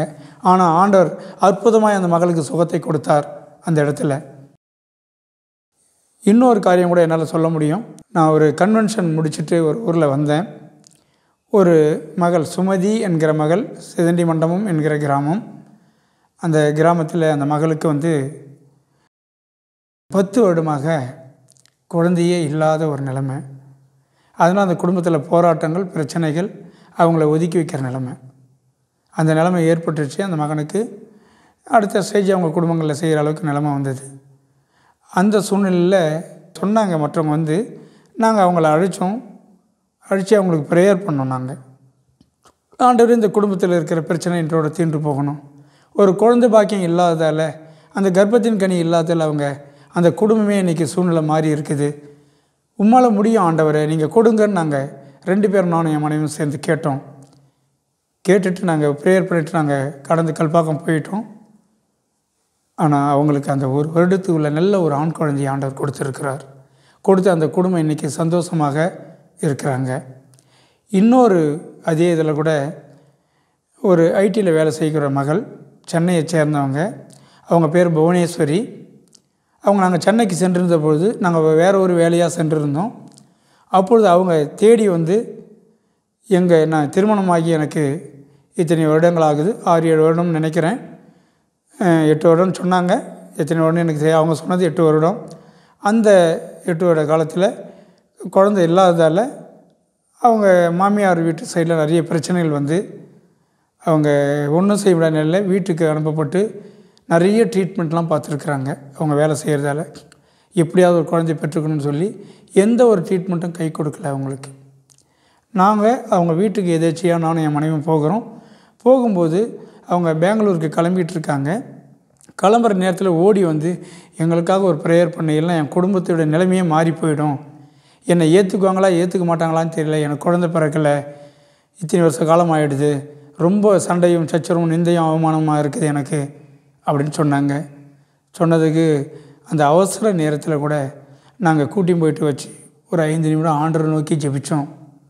ஆண்டவரே இந்த மகளை நீங்கள் கண் நோக்கி பார்க்கணும், பார்த்து மகளுக்கு ஒரு கர்ப்பத்தின் கனி கொடுக்கணும்ப்பா, அந்த குடும்ப சூழ்நிலையெல்லாம் மாறணும், பிரச்சனைகள்லாம் தீரணும்னு கேட்டோம். எங்கள் ஜெபத்தை கேட்ட ஆண்டவர் அந்த மகளுக்கும் ஒரு குழந்தையை கொடுத்துருக்கிறார். ஒன்று இல்லை, இப்போ 2 குழந்தையோடு இருக்காங்க. பெங்களூரில் ஒரு ஐடி கம்பெனியில் வேலை பண்ணிகிட்ருக்கிறாங்க. இப்படியாக குழந்தை பாக்கியம் இல்லாதவங்களுக்கு ஆண்டவர் அவரை நோக்கி விண்ணப்பித்த பொழுது அவர் அற்புதம் செய்திருக்கிறார். அடுத்ததாக என்னுடைய மினிஸ்ட்ரி வந்து இயேசுவை பாருங்கள் மினிஸ்ட்ரி என்னோடது. இயேசுவை பாருங்கன்னா அது காஸ்பல். ஏன்னா அவர் செய்த அற்புதங்கள் நிறைய கணக்கில்லாத அற்புதங்கள் செய்திருக்கார். என் மினிஸ்ட்ரியில் நிறைய பேர் வியாதியிலிருந்து சுகமாயிருக்காங்க, செய்வின காரியங்கள்லேருந்து விடுதலை ஆகியிருக்காங்க. அதே போல் நடக்க முடியாதவர்கள், சங்கர்னு சொல்லக்கூடிய பரமேஸ்வர மங்கலம் சங்கர் 6 மாதம் படுத்த படுக்கையாக இருந்தவர், அவர் ஆண்டவர் எங்களுடைய ஜெபத்தை கேட்டு அவருக்கு சுகத்தை கொடுத்துருக்கிறார். எழுந்து நடந்து இன்னும் நல்லா இருக்கிறார். அதே போல் திருவள்ளூரில் ஒரு பாஸ்டர் ஜோசப் பிரபாகரன் பேர், அவர் கூட ஒரு வருட காலம் ஒரு தீராத பிரச்சனையாக எழுந்து நடமாட முடியாத நிலையில் இருந்தவர் எழுந்து நன்றாக நடமாட ஆண்டவர் அவங்களுக்கு உதவி செய்திருக்கிறார், நல்ல சுகத்தை கொடுத்திருக்கிறார். இப்படி நிறைய காரியங்கள் ஆண்டவர் எங்கள் ஊழியத்தில் செய்துக்கிட்டு வந்ததால் நாங்கள் எல்லா இடங்களும் இந்த டெலிவரன்ஸ் மினிஸ்ட்ரி கடந்து போய்கிட்டு இருக்கும்போது கேன்சர் கூட ஒரு 4 பேருக்கு சரியாயிருக்கு. அதில் ஒரு 2 பேரை சொல்கிறேன் குறிப்பாக. ஒன்று சந்தோஷம் சொல்லக்கூடியவங்க, செங்கற்பட்டு அருமையில் சேண்டி கிராமத்தில் இருக்கவங்க. ஒரு நாள் நான் வீட்டில் இருக்கும்பொழுது அவங்களுக்கு பிளட் கேன்சர், பிளட் கேன்சராக இருந்து அவங்களுக்கு ஃபைனல் ஸ்டேஜ் போயிடுது. அவங்க பிரெஸ்ட்டில் கட்டி இருக்குன்னு சொல்லி போய் ஆப்ரேஷன் பண்ணிட்ட பிறகு தான் தெரிஞ்சு அங்கே கிடையாது, பிளட் கேன்சர்னு முடிவு பண்ணி நிறைய ட்ரீட்மெண்ட் போயிட்டு ரொம்ப ஃபைனல் ஸ்டேஜ் போயாச்சு. அந்த சூழ்நிலை அவங்க ரொம்ப கஷ்டப்பட்டு ஒரு நாள் வீட்டுக்கு எனக்காக ப்ரேயர் பண்ணுங்க, என்னை டாக்டருங்க காப்பாற்ற முடியாதுன்னு சொல்கிறாங்க அப்படின்னு சொன்னாங்க. சொன்னப்போ நான் ஆண்டவராண்ட எழுந்து கேட்டுட்டு ஒரு ப்ரேயர் பண்ணிவிட்டு அவங்களுக்காக நான் போயிட்டு ப்ரேயர் பண்ணேன். ஆண்டவரே உங்களுடைய நாமம் மையப்படணும், நீங்கள் அவங்களுக்கு சுகத்தை கொடுக்கணும்.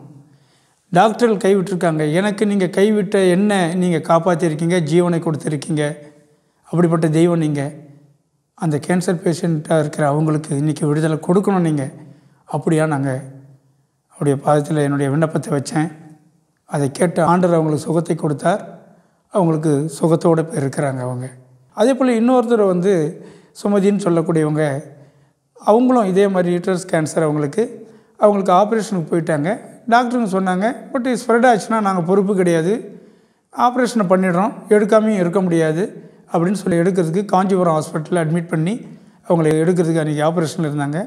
அப்போ எனக்கு ஃபோன் பண்ணாங்க, எப்படியாவது ஃபோன் பண்ணுங்க, மீண்டும் அது அதிகமாக என் உடம்புல எந்த பிரச்சனையும் வரக்கூடாது, இந்த ஆப்ரேஷனோடு நான் எனக்கு சரி பண்ணிடணும் அப்படின்னு கேட்டாங்க.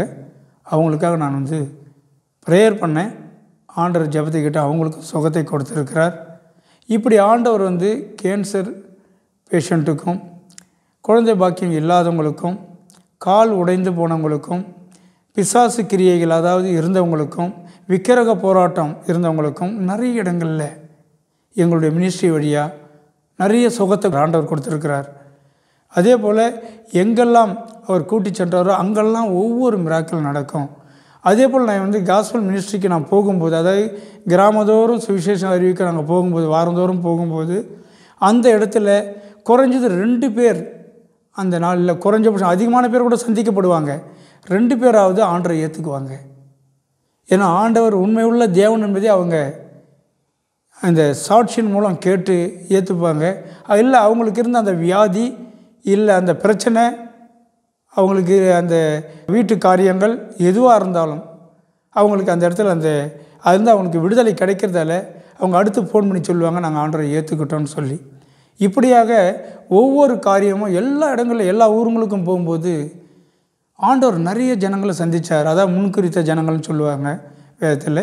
முன்குறித்த ஜனங்களை ஆண்டவர் அழைத்து அவங்களை சுகம் கொடுத்து, தேவைகள்லாம் சந்தித்து, கடன் பிரச்சனை இருந்தவங்களாம் அதெல்லாம் விடுவித்து, குடும்ப பிரச்சனை இருந்தவங்களாம் அதில் சரி செய்து, அப்படிப்பட்டவங்களாம் கொண்டு சேர்த்துருக்கிறார். அந்த ஈசிஆர் ரோட்டில் இருக்கிற சபைகளில் இந்த ஊழியத்தின் வாயிலாக எல்லா சபைகளிலும் எங்களுடைய ஊழியத்தின் வாயிலாக வந்தவங்களை கொண்டு போய் நாங்கள் சேர்த்துருக்குறோம். அந்த நேரத்தில் கடைசியாக நான் ஒரு சபை போதகராக நான் மாறினேன். தியாலஜி படிச்சுட்டு ஆர்டினேஷன் எடுத்துகிட்டு சபை போதகராக மாறினேன். அந்த சபையிலிருந்து ஜனங்களை வழிநடத்த நான் முயற்சி பண்ணும்போது அங்கேயும் அந்த சுவிசேஷம் அறிவிக்கிறதையும் சபை மினிஸ்ட்ரி பார்க்குறதும் நாங்கள் தொடர்ந்து பண்ணிக்கிட்டு இருக்கிறோம். இப்போவும் அந்த சபை ஊழியங்கள் தொடர்ந்து நடந்து கொண்டிருக்குது. இப்போவும் ஆண்டவர் எங்களுடைய ஊழியத்தின் வழியாக நிறைய அற்புதங்கள் அடையாளங்கள்லாம் செய்துக்கிட்டு தான் இருக்கிறாரு எல்லாமே. ஆனால் இப்போது எங்கள் ஊழியங்கள் தொடர்ந்து நடந்து கொண்டிருக்குது. இதையெல்லாம் அவர் செய்த எங்கள் வாழ்க்கையில் செய்த அற்புதங்கள், எங்களை வழிநடத்தின விதங்கள், எங்களை பாதுகாத்த விதங்கள், எனக்கு ஜீவனை கொடுத்து நான் இந்து கலாச்சாரத்திலிருந்து பக்தி வைராக்கியத்திலிருந்து வெளியே கொண்டு வந்து என்னை உருவாக்கினவர். அப்படிப்பட்ட ஆண்டவர், இவ்வளோ அற்புதங்களை செய்தவர். இதெல்லாம் நான் உங்களுக்கு எதுக்கு சொல்கிறேன்னு சொன்னால், நீங்களும் இது போன்ற கஷ்டங்களில் இருக்கலாம், இல்லை போராட்டங்களில் இருக்கலாம், இல்லை வியாதியின் வேதனை உங்களை கஷ்டப்படுத்திக்கிட்டு இருக்கலாம், இல்லை ஒரு வேளை உங்களை தொழிலில் நஷ்டம் ஏற்பட்டு என்ன செய்வது புரியாத ஒரு நிலையில் நீங்கள் இருக்கலாம். அதே போல் திருமண காரியங்களோ உங்களோட குடும்ப காரியங்களோ கைவிடப்பட்ட நிலையில் நீங்கள் இருக்கலாம். ஆனால் ஆண்டவர் உங்களை பார்த்து இந்த நாளில் சொல்கிறார், உங்களை இருதயம் கலங்காதிருப்பதாக. ஏன்னா அவர் ஜீவனுள்ள தேவன், அவர் உண்மையுள்ள தேவன். அவரை யார் தேடுறாங்களோ கண்டிப்பாக அவங்க அந்த பிரச்சனையிலிருந்து விடுவித்து அவங்கள உயர்த்துகிற தேவனாக இருக்கிறார். அது மாத்திரம் இல்லை, இந்த உலகத்தில் பார்த்திங்கன்னா மற்ற தெய்வங்களை எல்லோரும் தேடி தான் ஓடுவாங்க, ஒவ்வொருவரும் தேடி போவாங்க.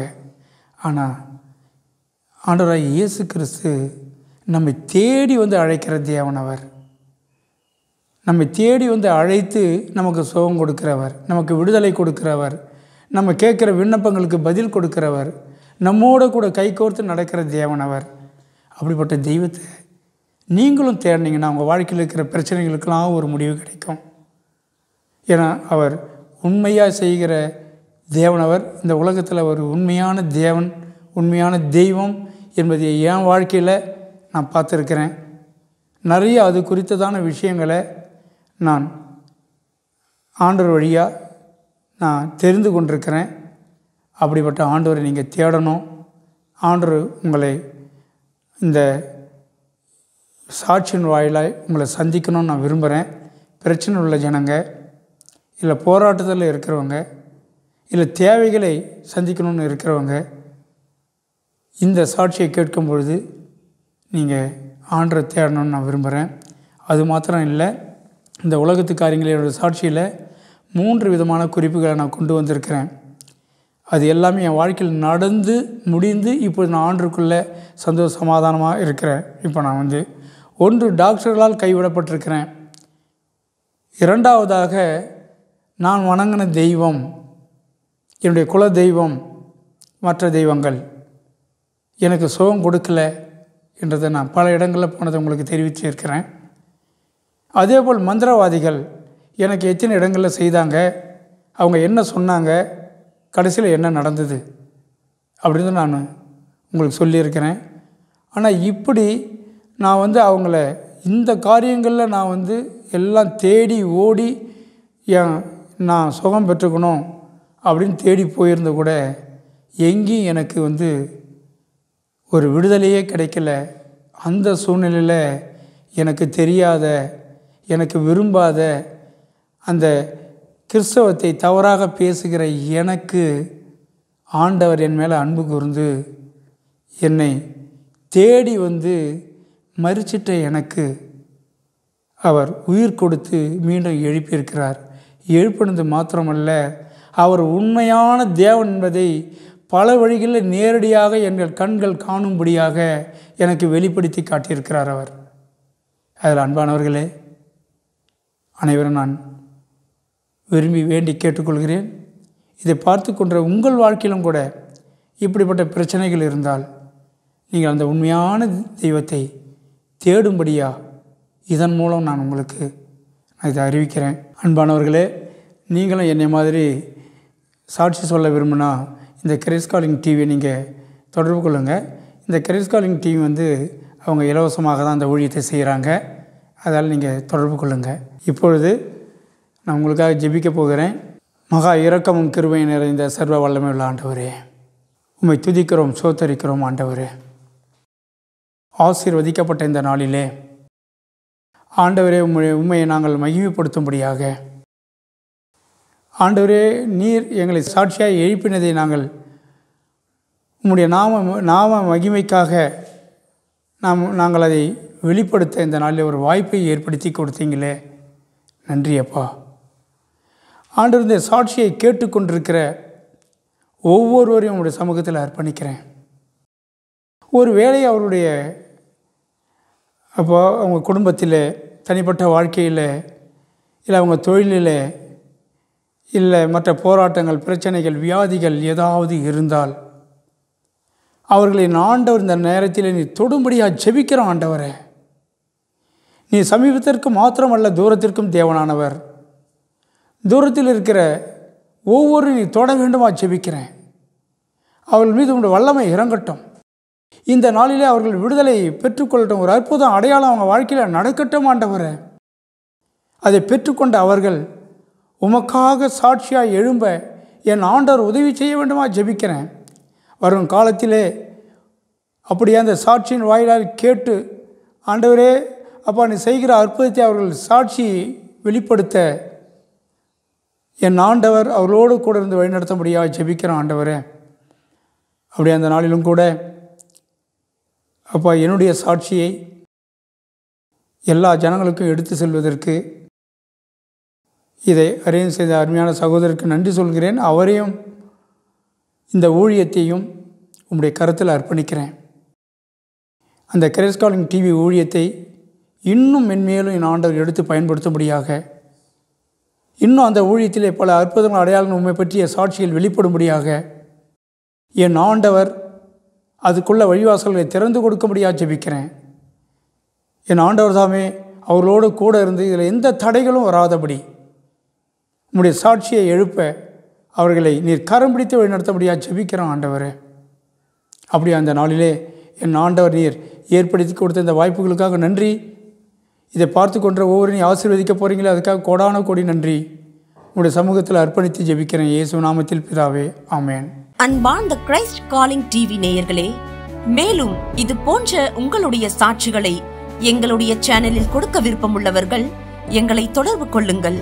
தொடர்புக்கு 7200713563.